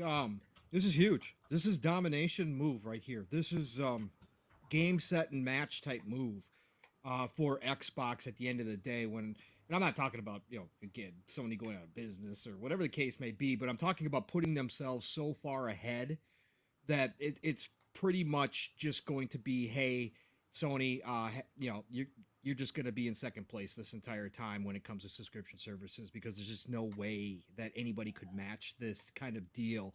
This is going to cost Microsoft upfront, but this is the advantage that you have when you have a $2 trillion company behind you in business and understands the value long term versus short term gain. And so they're going to take a hit because they're going to lose some people because this is not just a family Game Pass plan. This is family and friends Game Pass plan. Let's be real here. They may not market it that way, but that's exactly what this is going to turn into. Okay, Absolutely. So it's family and friends, and it makes total sense because they're going to be able to count each one of those people as a separate a separate customer of the service. So that's going to increase their numbers. So they're going to lose money. And I'm not talking about that Game Pass isn't going to be profitable. What I'm saying is that overall, they're going to drop the average, the average amount of money coming from a consumer is going to drop because of this, because obviously you're going to have people that are just jumping all over this. And so, again, if you get 5 people, if it sticks at the $25, now when we talked about a PTK, I think I did throw out because my mindset was then, man, $35 is what I thought it would be at. I said if they hit the 30 mark, that's fantastic. I never thought they would drop it to 25. Now, again, this is temporary. They're trying it out in 2 small countries, Colombia and Ireland. So it certainly doesn't mean that doesn't change once they see the numbers and that kind of stuff. Once they open it up to, the United States or EU or whatever the case may be. But as of right now, it's $25. So we're just going to stick with that. $5 per person to get Game Pass Ultimate, not even just Game Pass Ultimate, which means if you have friends or family that PC game, they can take advantage of this as well, right? So this is going to increase their numbers, subscription numbers through the roof over a period of time, whether that's a year, 2 years, they're going to see their numbers jump astronomically. Okay. And I think that's going to be great overall for business, even if they're losing a little bit of money because they're obviously bringing the cost down to nothing. But think of what they're doing here and why I said domination here. They are positioning themselves at such an extreme value that it is, again, we always talk about that's undeniable, right? But this is going to become to the point now where the masses, the casuals out there who would say, well, I don't know if I'm really actually going to play like that many games, for 10, 15 bucks a month. That's like still $120, $180 a year. I don't know if I'm going to play that many games because I only like a couple games. This is going to push them to the point when their family member comes to them and says, hey, jump on mine, $5, Venmo it each month, $5, just give me $5, we're good. That's going to push those people in. And then they're going to start playing around with all these games, and they're going to start finding themselves liking more and more games, and they're going to find themselves spending some more money in that ecosystem. That's where Microsoft's going to make it all up, is the more people in there, the more potential there is for all those microtransactions, for people buying games, all that kind of stuff. And then the Activision Blizzard deal goes through. Now, all of a sudden, you got your Diablo 4s, you got your Call of Duties coming in alongside the Starfields, the Redfalls, and all of a sudden, people start popping up and taking notice going, wait, so you mean I pay you $5, I get on your family plan, I can play all the games I want, we're not sharing an account, I get my own account, and I get my own games, and I can play all these games? Yeah? Oh, okay, let's do this. And they're going to start hopping all over it. Then you throw in the fact that eventually here, and it might even happen in a couple of Black Friday deals this holiday, they get that S down to $199. It's over. It's over. The $199 magic price point. Because right now, if anybody's not been paying attention, we happen to be in a recession. So we came out of a world lockdown, and now we're in a worldwide recession. People are starting to tighten their belts. Okay, and it's affecting some more than others, but it is worldwide right now. So guess what? That value, that barrier to entry, price point wise, for families who still want their kids to have something at Christmas, who still want them to be able to have their games, because the last thing a parent wants to do, that's one of the, you do cut out your entertainment and hobbies, but when it comes to the kids, man, you'll sacrifice yourself to make sure that your kids still have an awesome Christmas and still get the stuff that they want. You'll do everything in your power. All of a sudden now, Xbox has the complete value narrative. There is no denying it. A parent going in and looking at a PlayStation 5 versus getting into the Xbox ecosystem, it's not going to matter. They're going to get past the price. They're going to be like, yeah, no, give me that Xbox Series S, please. And give me that family plan because we've already got another one upstairs. And oh yeah, I'm going to have my brother and his kids jump on it too. That's how this is all going to work out. This is an extreme move by Xbox. If they keep it at 25, even if they bump it to 30, that's $6 a month. That's stupid. That's just that's a no questions asked kind of deal. So this is going to really, really, again, push them way out in front when it comes to subscription services, and it's going to draw more people into this ecosystem than at the current pace. It's kind of slowed down a little bit here, but even at the current pace, this will bump those numbers and increase that pace. And again, Michael Patcher. And you can think of whatever you want to think of him. He's been around for decades. The guy said a lot of crazy stuff. He does know the industry, and he does tend to say crazy stuff to get his name in the news. But he's been right about some things as an analyst. Everybody just remembers all of his big no-nos that he's done. Like, I think 2 generations ago, he said there was going to be no more consoles. Listen, but he came out this week and said, without the Game Pass family plan news, that if they get Call of Duty and Call of Duty comes into Game Pass, he thinks 100 million people in Game Pass by 2025. Okay, that's crazy. Now, I don't think that, But I think that you combine all of this stuff that they're doing with this Game Pass family plan, I think 50 to 75 million, easy. I think that's a walk in the park for them. I think by the end of the generation, they could be, depending on how a couple things fall, approaching that 100 million mark if they play their cards right. But this is a big move from Xbox.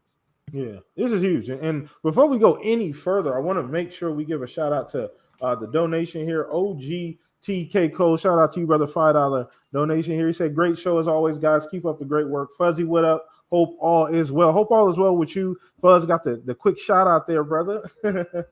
But appreciate the donation, man. Thank you so much. And once again, we're gonna get to these questions, man, because we got a lot of them in here. I'm trying to go back in chat and find as many questions as I possibly can. So shout out to everybody dropping in questions in the chat. We got a bunch here, so keep dropping them in there. I'll grab as many as I possibly can find here. So shout out to Gabe. He has a question here. He said, let me just pull it up here real quick. He said, I have another question. Has anyone played Battlefield 2042 recently? Have the updates improved the gameplay? Now, I don't know if anybody here, I know Pong, I don't know if you've dove back in at all. No, or even bother to? No, but I do know some people in the community that have on a consistent basis. And they, again, I always had a good time with the game. I never said the game was bad. I never had a problem with it. But there are a lot of people now that have jumped back into it that are saying the improvements are dramatic, that they're having a fantastic time. Even a couple of the people that I know that said before that they weren't having a good time are now having a good time. And I forget the dude's name, but somebody created a new server with some new rules and stuff within Battlefield 2042 that has become the new hot thing. And people are saying it feels the most like classic Battlefield out of any of the things that have been put out so far. So somebody's created the server.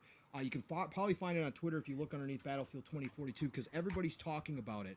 In fact, the dude who created it tweeted at EA DICE and said, "Your move," because there's people calling for them to make this a permanent server on Battlefield. So go take a look at that if you guys want to hop back into it. But yeah, supposedly everything I've heard is it's feeling a lot better, and people are having a really good time. And hey, they got scoreboards now. So, imagine that, first shooter, imagine they finally got scoreboards. So that's better automatically.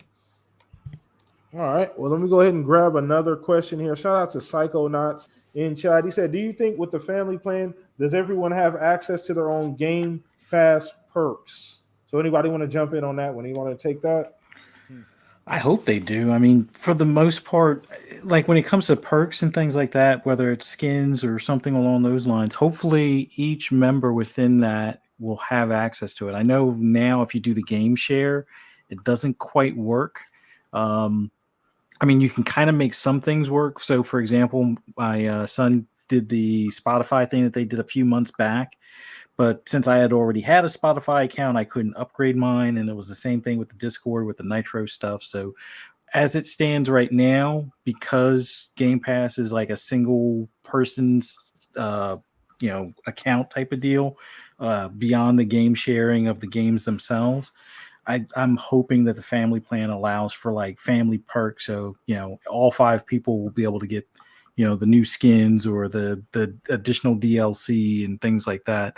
DLC stuff seems to carry over, but it also depends on the type of game. Like DLC for like Assassin's Creed worked.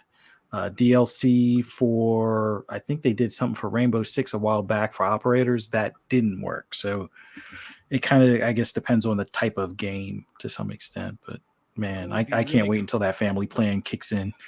Well, yeah. What would be really crazy if they let everybody get rewards? Jez is going to check into that. Yeah, I heard about it. You guys saying that on FSP. Yeah. He's got to double check on that. Because if they allow I could see the argument on both sides why it's common sense that, yeah, sure, everybody would be able to still get the rewards because it's still their own account. They have full access to Game Pass Ultimate, so why wouldn't they still be able to claim the rewards?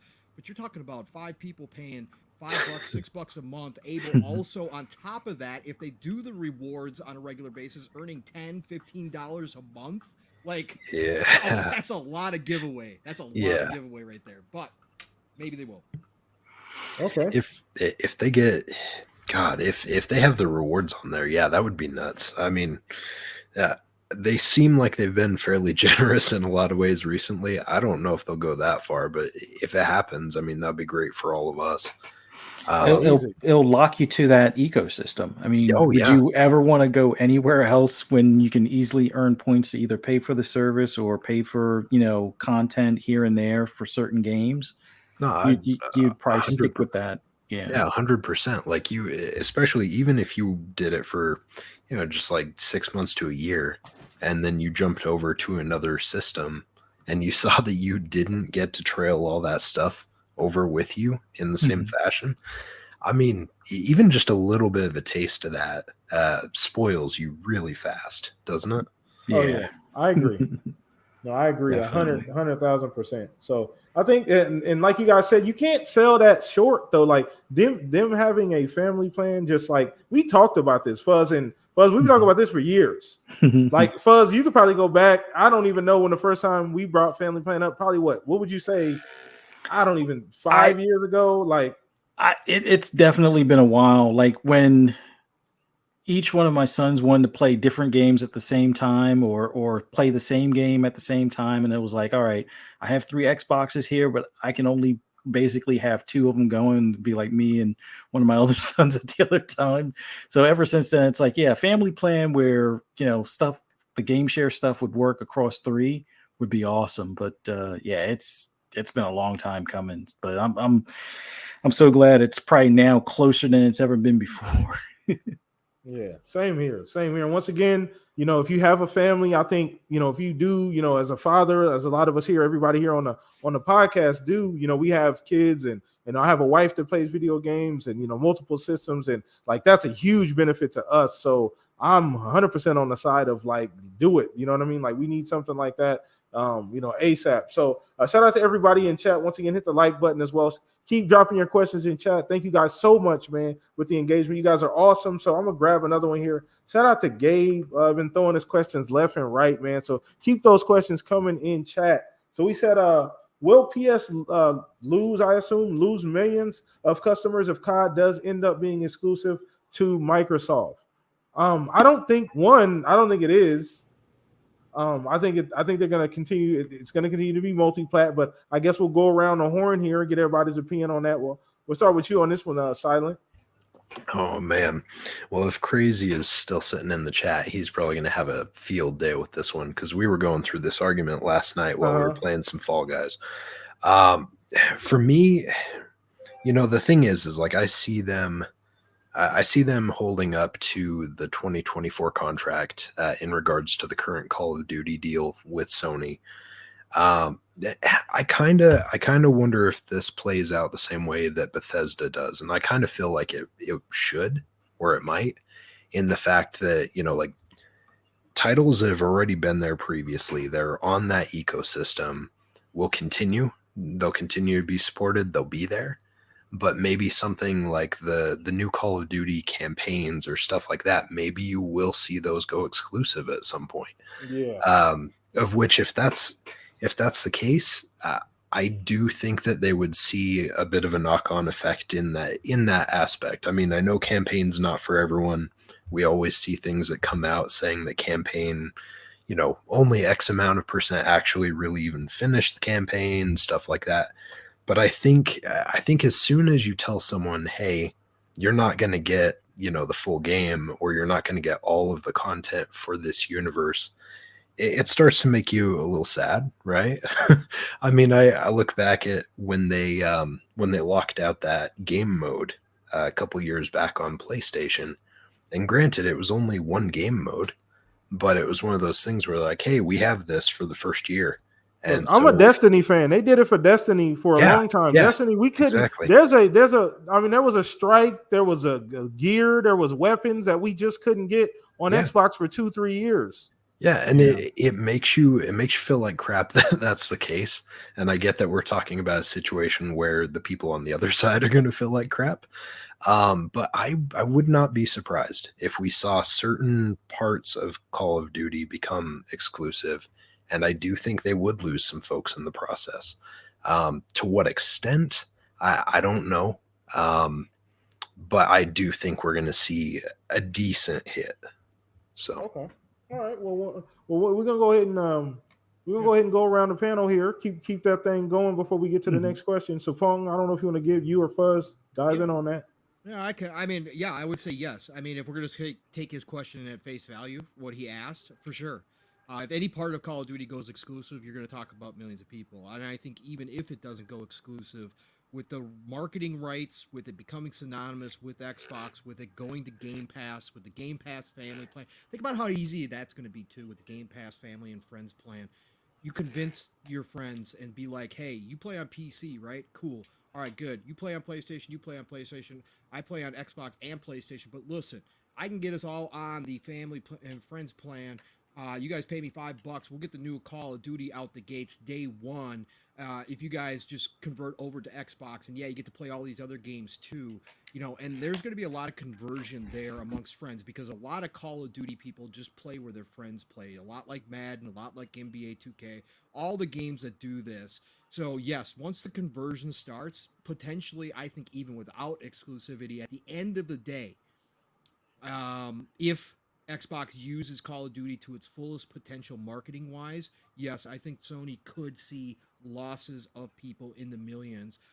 At the minimum, they're going to see, like Siphon or like Silent just said, you're going to see some for sure. But I think that there's going to be a big conversion of people either picking up an S as a secondary console or just fully moving over to Xbox at the same time because of Call of Duty. So yeah, I could definitely see that happen. All right. Well, I'm going to throw this over to you first before we move on to the next question.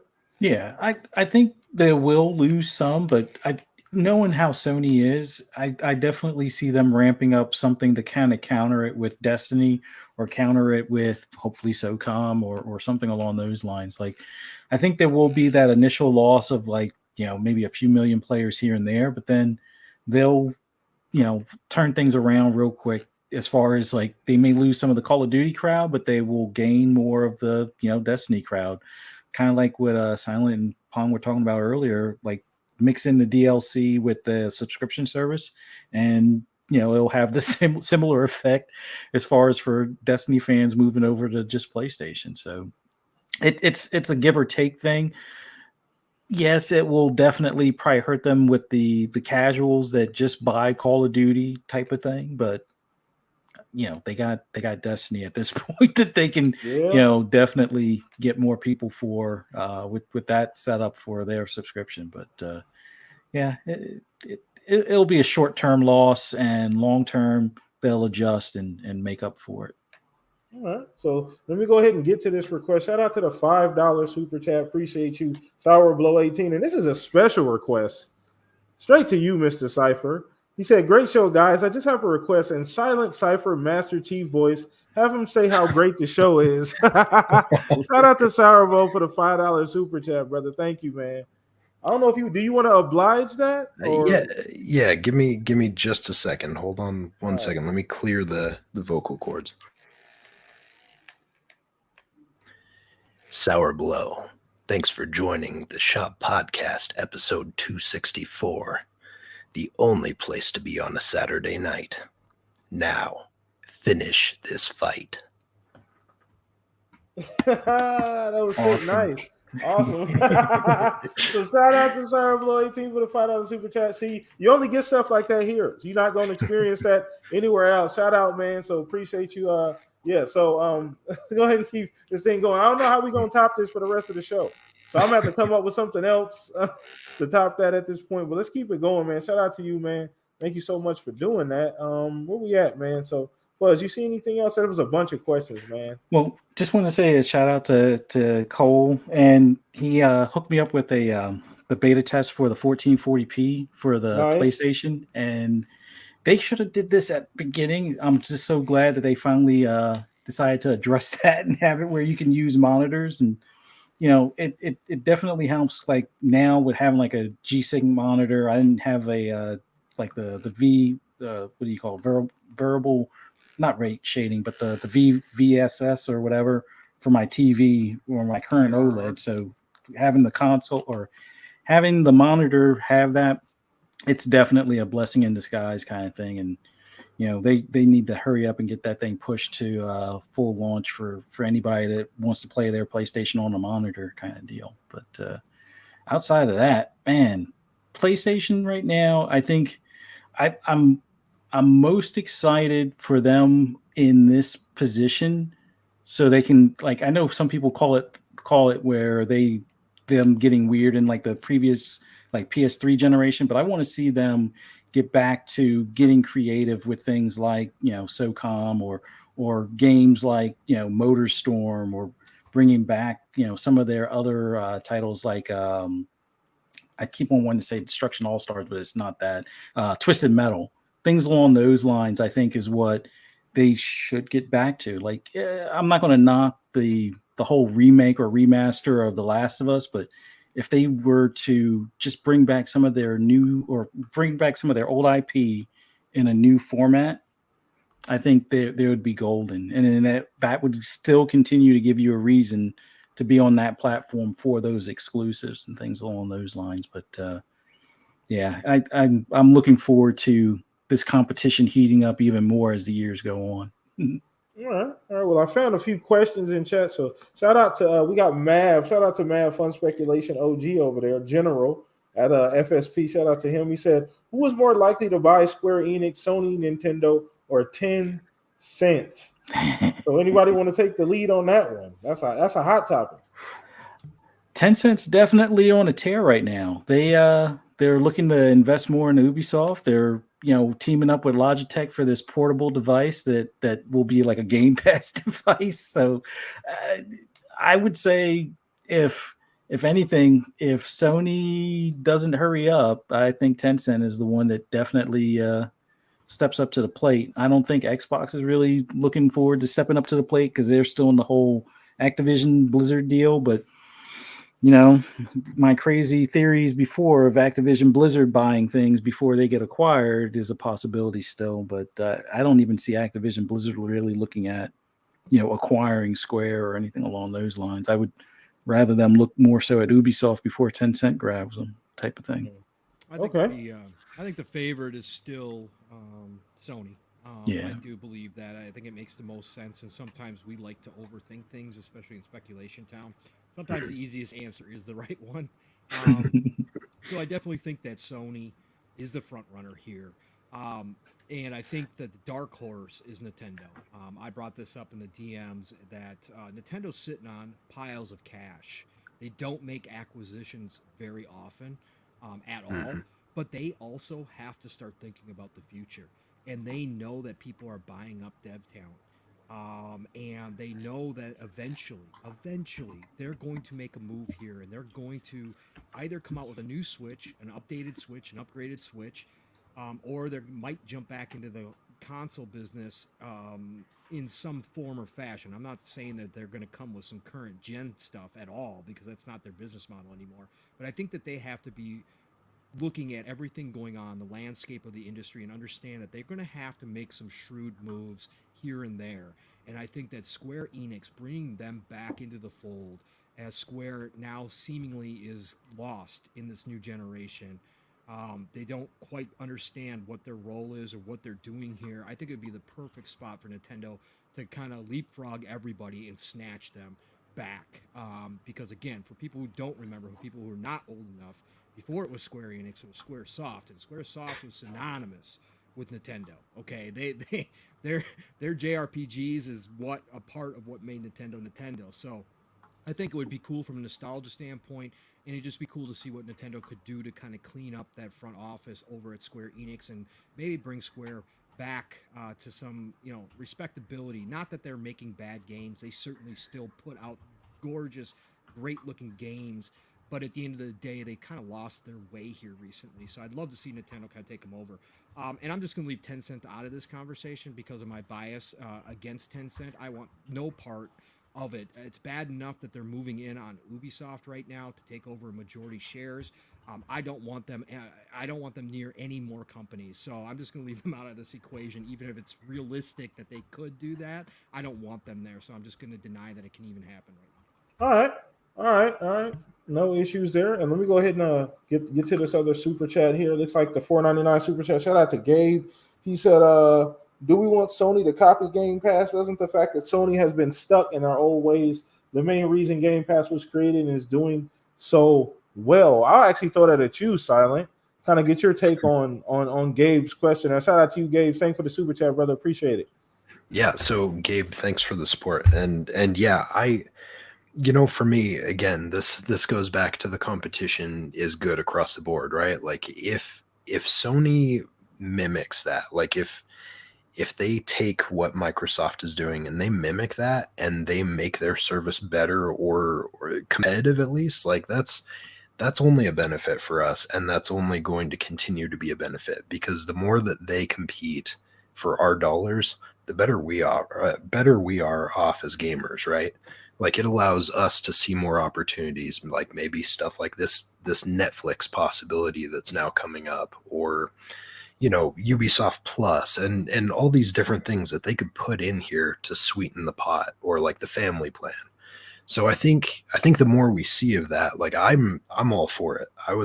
I would be perfectly fine with Sony trying to mimic what they do, because it's just going to make things better for us in the long run. Like if they make something and they bring something to the table that Microsoft didn't think of, it's only better for us, because they'll look at that, they go back to the drawing board, they figure out what they want to do with it, how they'd like to approach it, and then they'll go with it and innovate as well. So I agree 110% with that. Like you said, iron sharpens iron at the end of the day. Game Pass was created out of necessity as well. Mm-hmm. So Game Pass wasn't just something that they was like, I don't think Game Pass wasn't, I wouldn't say Game Pass was a Hail Mary. I think Game Pass was like a natural evolution of like Microsoft as a company, not necessarily just Xbox. It was also a drastic changing of the ship, right? Correcting the ship.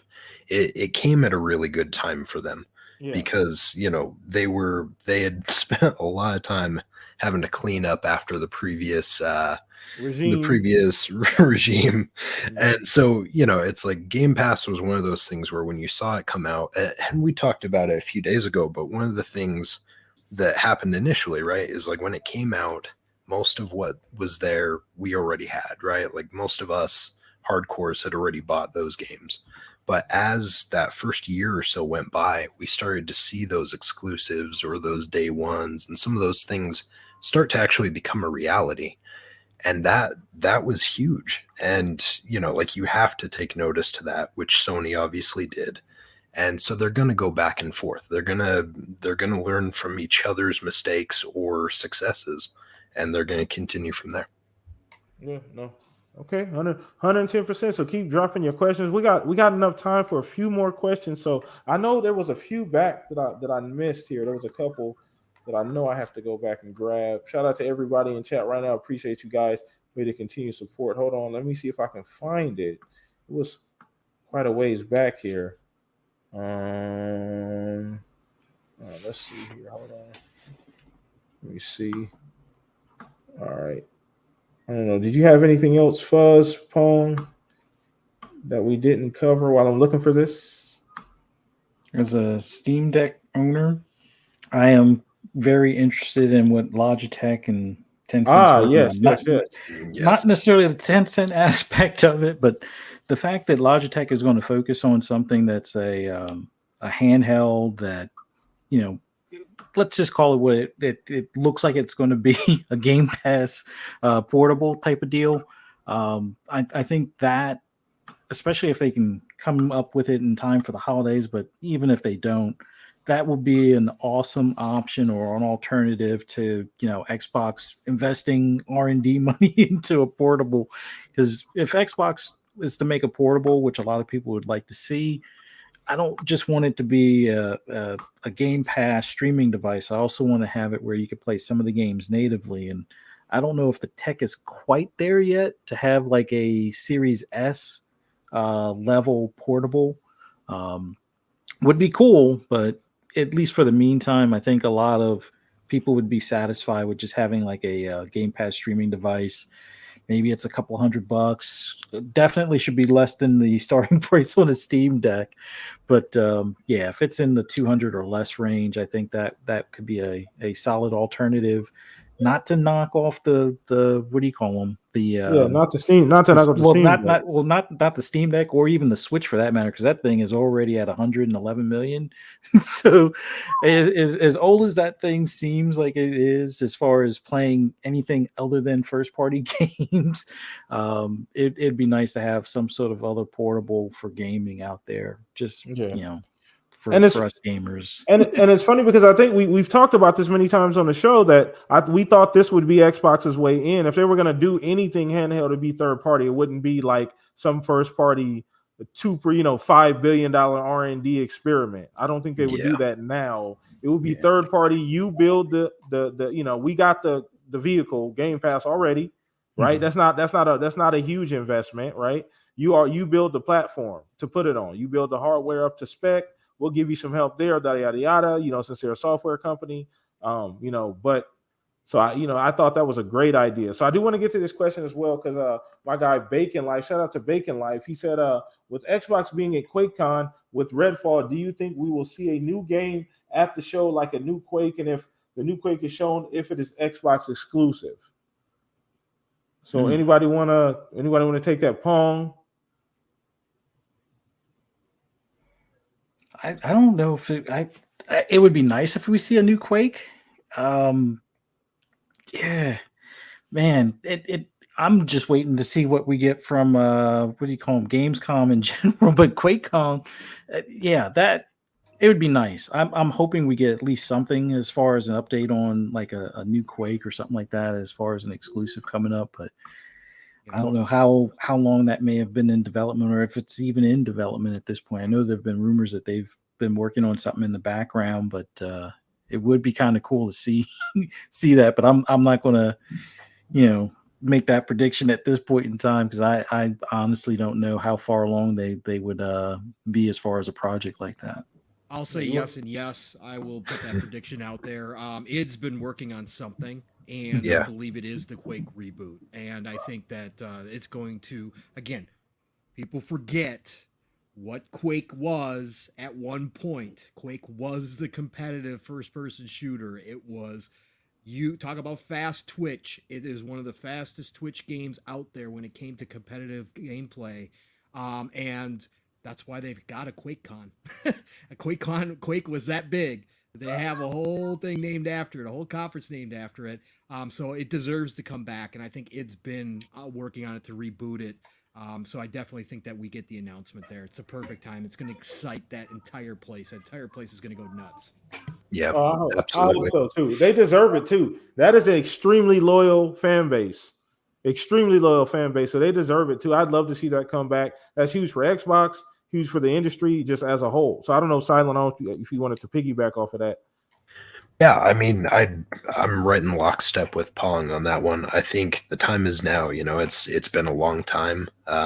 We had that Quake, what was it, Quake Revolution or Quake 3, the remaster recently. Yeah. So I think they're trying to pave that way, right? Like they're trying to get it back on people's minds that maybe have lapsed on the IP and haven't really thought about it for a while. I think now's a great time, honestly, with everything going on. This would be a really good time to throw that out there. And honestly, I just hope for something awesome. Like Quake 4 was not my favorite. And I'm very hopeful that whatever they're working on next will be, pretty solid. I'm sure it's going to be a looker no matter what. Because their visuals are always. If it has their hands on it, it's gonna be mwah, chef's kiss. I'm telling you right now, we do not have to worry about this game. Listen, look at Doom, the gameplay. We don't have to worry about. We don't have to worry about. We don't have to worry about. It's gonna be buttery smooth. Oh man. The only thing that would make it better, Silent, is if at QuakeCon, John Carmack came out on stage and said that he's back with id or working with id. To bring back his creation. That would be great. When they first bought ZeniMax, he came back onto Twitter to say he wouldn't mind working on some of his old franchises now that they were underneath Microsoft. So that would be the chef's kiss right there. Dude, get the whole team back, right? Like what, Holland's Head, Carmack, get the whole team back. Bring them all back. Roll the whole thing back. That'd be awesome. Yeah, no, once again, chat, let's keep this going. But I don't have any doubts about that game. I think it's going to be amazing. Like you said, hopefully they do the the fan base justice and do give them that QuakeCon, because we'd love to see it. And John Carmack, like you said, reveal will be insane as well. So we'll take another question or two, and then we're going to go ahead, probably just one more. Then we're going to go ahead and wrap this thing up, fellas. So go ahead and get whoever gets the best question last. We'll get that one in, and then we'll wrap this thing up, man. You guys have been awesome today. It's been an amazing show, man. Shout out to everybody that have watched live. If you haven't hit the like button, please do that. Thank you for the support, everybody, with the super chats today. If you want to become a member, you can do that as well. So I'm working on perks for that as well too. So that's always cool. But let me go ahead and see if I can find anything in here as well. Zinc said, is Sony attending Gamescom? I don't think they are. I believe Probably they were not on the list, but I don't know what the capacity would be. I mean, again, there was a lot of people on that list. I don't know if they'll show anything. I doubt they will. They might have something on VR there, maybe. Maybe, or maybe they talk a little bit more detail about actual release dates for some more of the PC ports. Yeah, that would be nice if they talk about at least the PC ports, because Right. day and date would be an awesome thing moving forward, especially if they're looking to expand their player base this generation. Yeah, no, absolutely. So I think we'll go ahead and wrap it up on that one. Yeah, we'll go ahead and just go ahead. Hey, PTK, it looks like we missed one from Sour Blow. Oh, my bad. Go ahead. So he said, with consolidation everywhere and Microsoft unlikely to get Take-Two, should they make True Crime a GTA competitor? If so, what studio should work on it? We talked about that on the show. We've talked about that here. That was my most wanted out of all that deal when I started talking about it, because again, my firm belief is that Microsoft and Xbox are trying to insulate themselves. So no matter what decisions other third parties make, they have the answer to it. And so, yes, I would absolutely, if I was Phil, I would absolutely find a studio to do True Crime again and bring it back. I think that would be the greatest move they could make. It never has to beat Grand Theft Auto, just like Saints Row. It could just find its spot. But to have a game like that exclusive to your ecosystem, that people could take a break from Grand Theft Auto and play something a little bit different, would just be, oh man, the cherry on top of this deal. So yes, I believe they should. As far as what studio,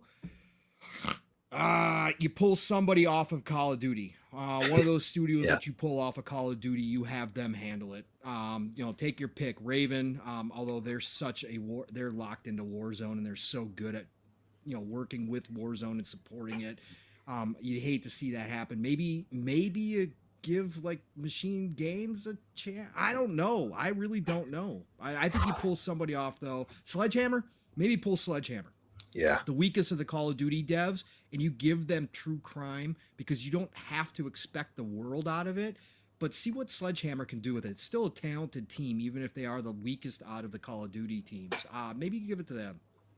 Yeah, I mean, you got a lot of options, so that's a good problem to have. So, I mean, they can spread it around. There's a ton of different devs that could work on that. So that is actually a great question, Sourbo. Appreciate that question as well. I don't know if anybody else wanted to get to that before we wrap it up.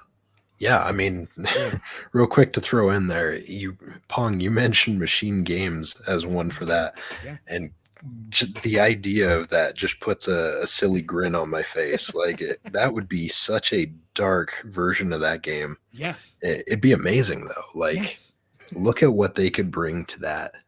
Right. Yeah, I don't know. Right. I think that would be great. I think True Crime, honestly, it needs that revitalization. It needs to come back. I feel like we don't have as many games in that same genre as we used to.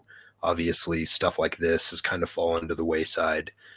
Saints Row, went for a long time and then kind of took a break for a while and is finally coming back. I would love to see another resurgence like that. Have some more of those games come out there, because it's nice. Like they all kind of do their own thing. Like you said, like Saints Row, it it's starting to finally get its place. It understands where it's at. It's not just trying to be a GTA killer or anything like that. It doesn't have to be. It's a fun game. It's goofy fun. It's something you can just load up, play around with, have a laugh, and that's awesome. And so if we get more of those, like I would absolutely pick that up. It'd be so much fun. Oh yeah. And I think I agree too. Like you said, we really don't. You think about it, and that's why we were talking about Sleeping Dogs too. Oh yes, and that was another one that a new age iteration of that game.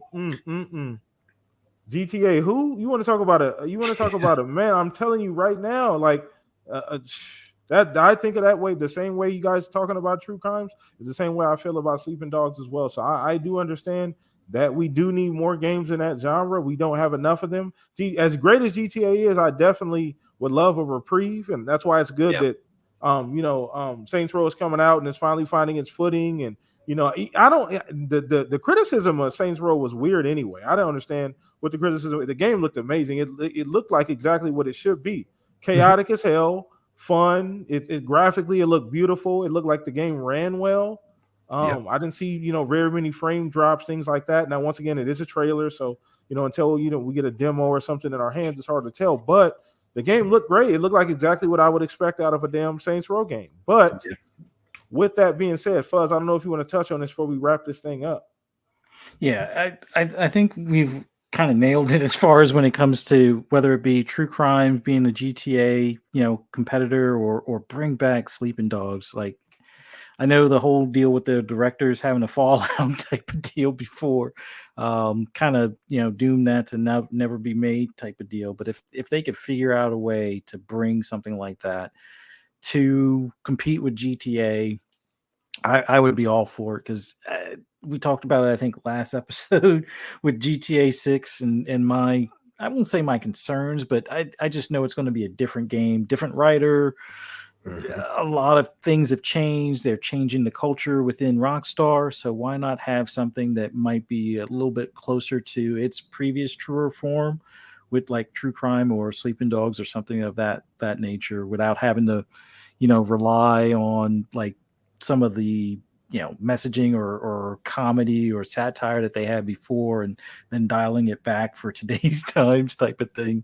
Just leave it to make it almost like a gritty, dramatic, criminal or underground kind of, themed game type of deal. And I think that would be such a good step in the right direction for Xbox to try after they finish the acquisition of Activision.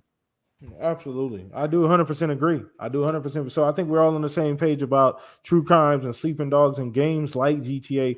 We'd love to see a return of that genre. So I think we're going to wrap up the show. By the way, Sour Blow, I highly recommend you play Sleeping Dogs. Do yourself a favor. Go play it. You will not regret it. I promise you. With that being said, we're going to wrap this thing up, man. It was a phenomenal show. You guys came out in full force. Man, Silent, I see you bring people outside, man. So appreciate everybody in chat. Appreciate you guys. You guys were super fun today. Chat was crazy. So many questions, so much going on. You guys are fucking awesome. Hopefully all of you guys enjoyed the show. If you do, on the way out, hit the like button, subscribe if you have not already. Thank you for all the super chats. Everybody wants to donate. You can actually become a member of the Shop Podcast as well. You can join every month. I believe it's $2.99 or $3.99. I believe $2.99 a month. So that's always awesome as well if you want to support in that way. But let me go ahead and get to our guest here, Mr. Silent Cypher. Shout out to you. Shout out to Louis. Appreciate you loaning us Cypher for the evening. I don't know, what his contract looks like over there at XBI, but we appreciate you finding time, Cypher, hanging out with us, brother. But let everybody know here at Shop Podcast where they can find you, brother. Well, yeah, first off, thank you so much for having me again. It's always fun to hang out with you guys, talk gaming. It's been too long. I'm really happy it worked out timing wise. I'm glad I was home. And yeah, I mean, we need to do it again. We need to play some games too. Oh yeah. But as far as where you can find me, so you can find me kind of all over the place: Twitter, Twitch, Instagram, Xbox, PlayStation, everything as Silent Cypher. But more importantly, you can find me on Wednesday nights with my my buddy Sour Blow and Crazy Louie Gaming on XBI, Xbox International Podcast, at 7 p.m. Eastern Standard Time. And you can find me on Fridays. We do a community night with XBI. So if you ever want to play some games with us, if you want to jump in the chat, hang out on Twitch, feel free to come in. It's always great to have some of you guys in there hanging out with us while we're banging our heads into the wall while we're trying to do like the great the escape room game and playing some of these other games. Like, it's always fun to see you folks in there. But shout out to the chat. You guys were awesome this evening. Awesome, man. Thank Great you. to see so many familiar faces and a bunch of new faces. But yeah, thank you again, guys. I really appreciate the opportunity. No, thank you. Appreciate you lending your time to us this evening. So, like I said, shout out to everybody at XPI, the great damn podcast. Do yourself a favor. Please go support. You guys know what we do here at the Shop Podcast. We support the guests that come on because they take their time to come on here, give us that time, entertain us, give us great content. So once again, shout out to you, Silent Cypher, for being awesome. You could always be a guest on a podcast, brother. You're a complete joy, and I know these two gentlemen have great things to say about you as well. So let's turn the mic over to my guy, Pong Harvey. Appreciate you, Pong, bringing that content every week, brother, bringing that energy. No matter what's going on with your week, man. So shout out to you, Pong. Yeah. Absolutely. Just a fantastic time. Again, it's so comfortable, and it always has been from the first show I ever did here on the Shop Podcast, and it hasn't changed one bit. You're such a pro, PTK, at what you Thank do you, sir. and been doing for so long. Thank Fuzzy. you. It's just amazing. And then we have guests come on here like Silent Cypher, just great members of the community. Again, people who just love gaming, that it isn't about the plastic gods that we worship. It is about the games, and it's about just enjoying this industry as a whole and having a passion. And Silent, you know, again, knocked it out of the park again tonight, brother, as you always do. So pleasure having you here. Thanks for dropping in here. Sorry, folks, for audio issues. I think I have figured it out. I think it is my microphone app, Logitech, so I'm going to have to uninstall, reinstall, and see what's going on there. But I appreciate you all hanging out tonight, chat. You guys were always amazing.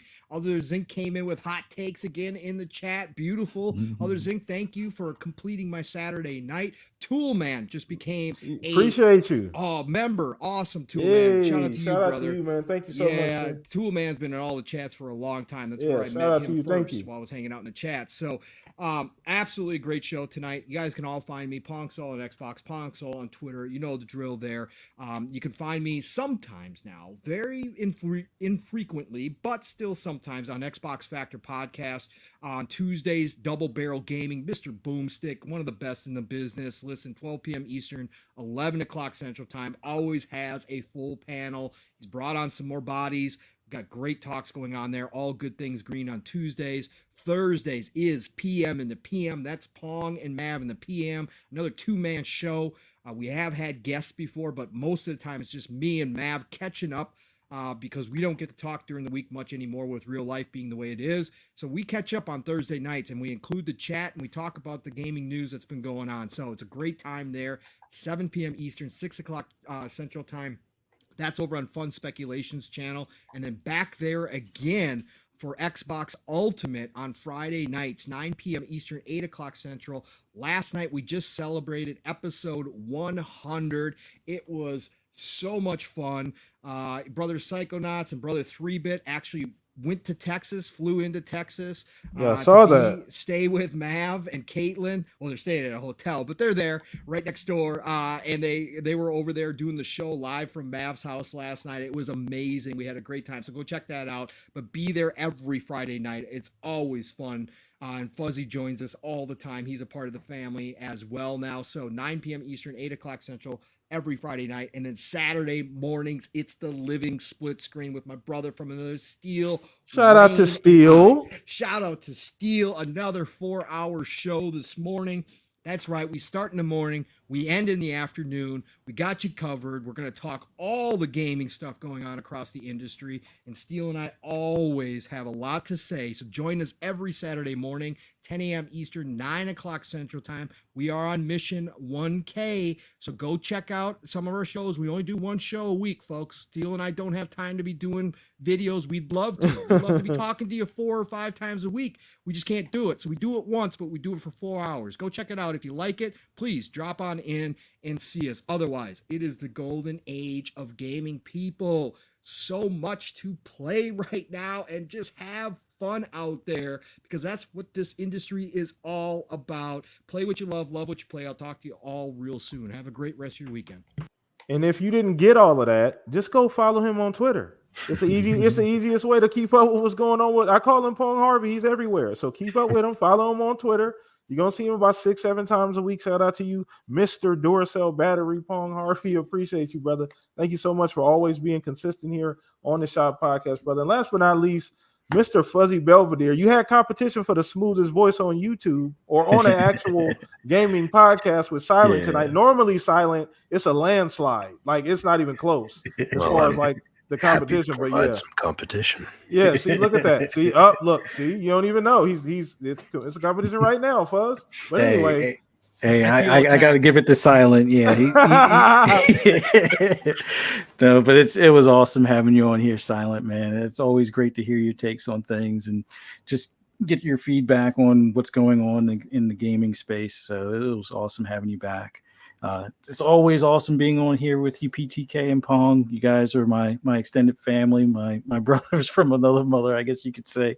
But man, it is always awesome being on here, just getting to talk about our favorite hobby. And for anybody that wants to hear my endless ramblings on anything gaming related, just follow me on Twitter, Fuzzy_Belvedere.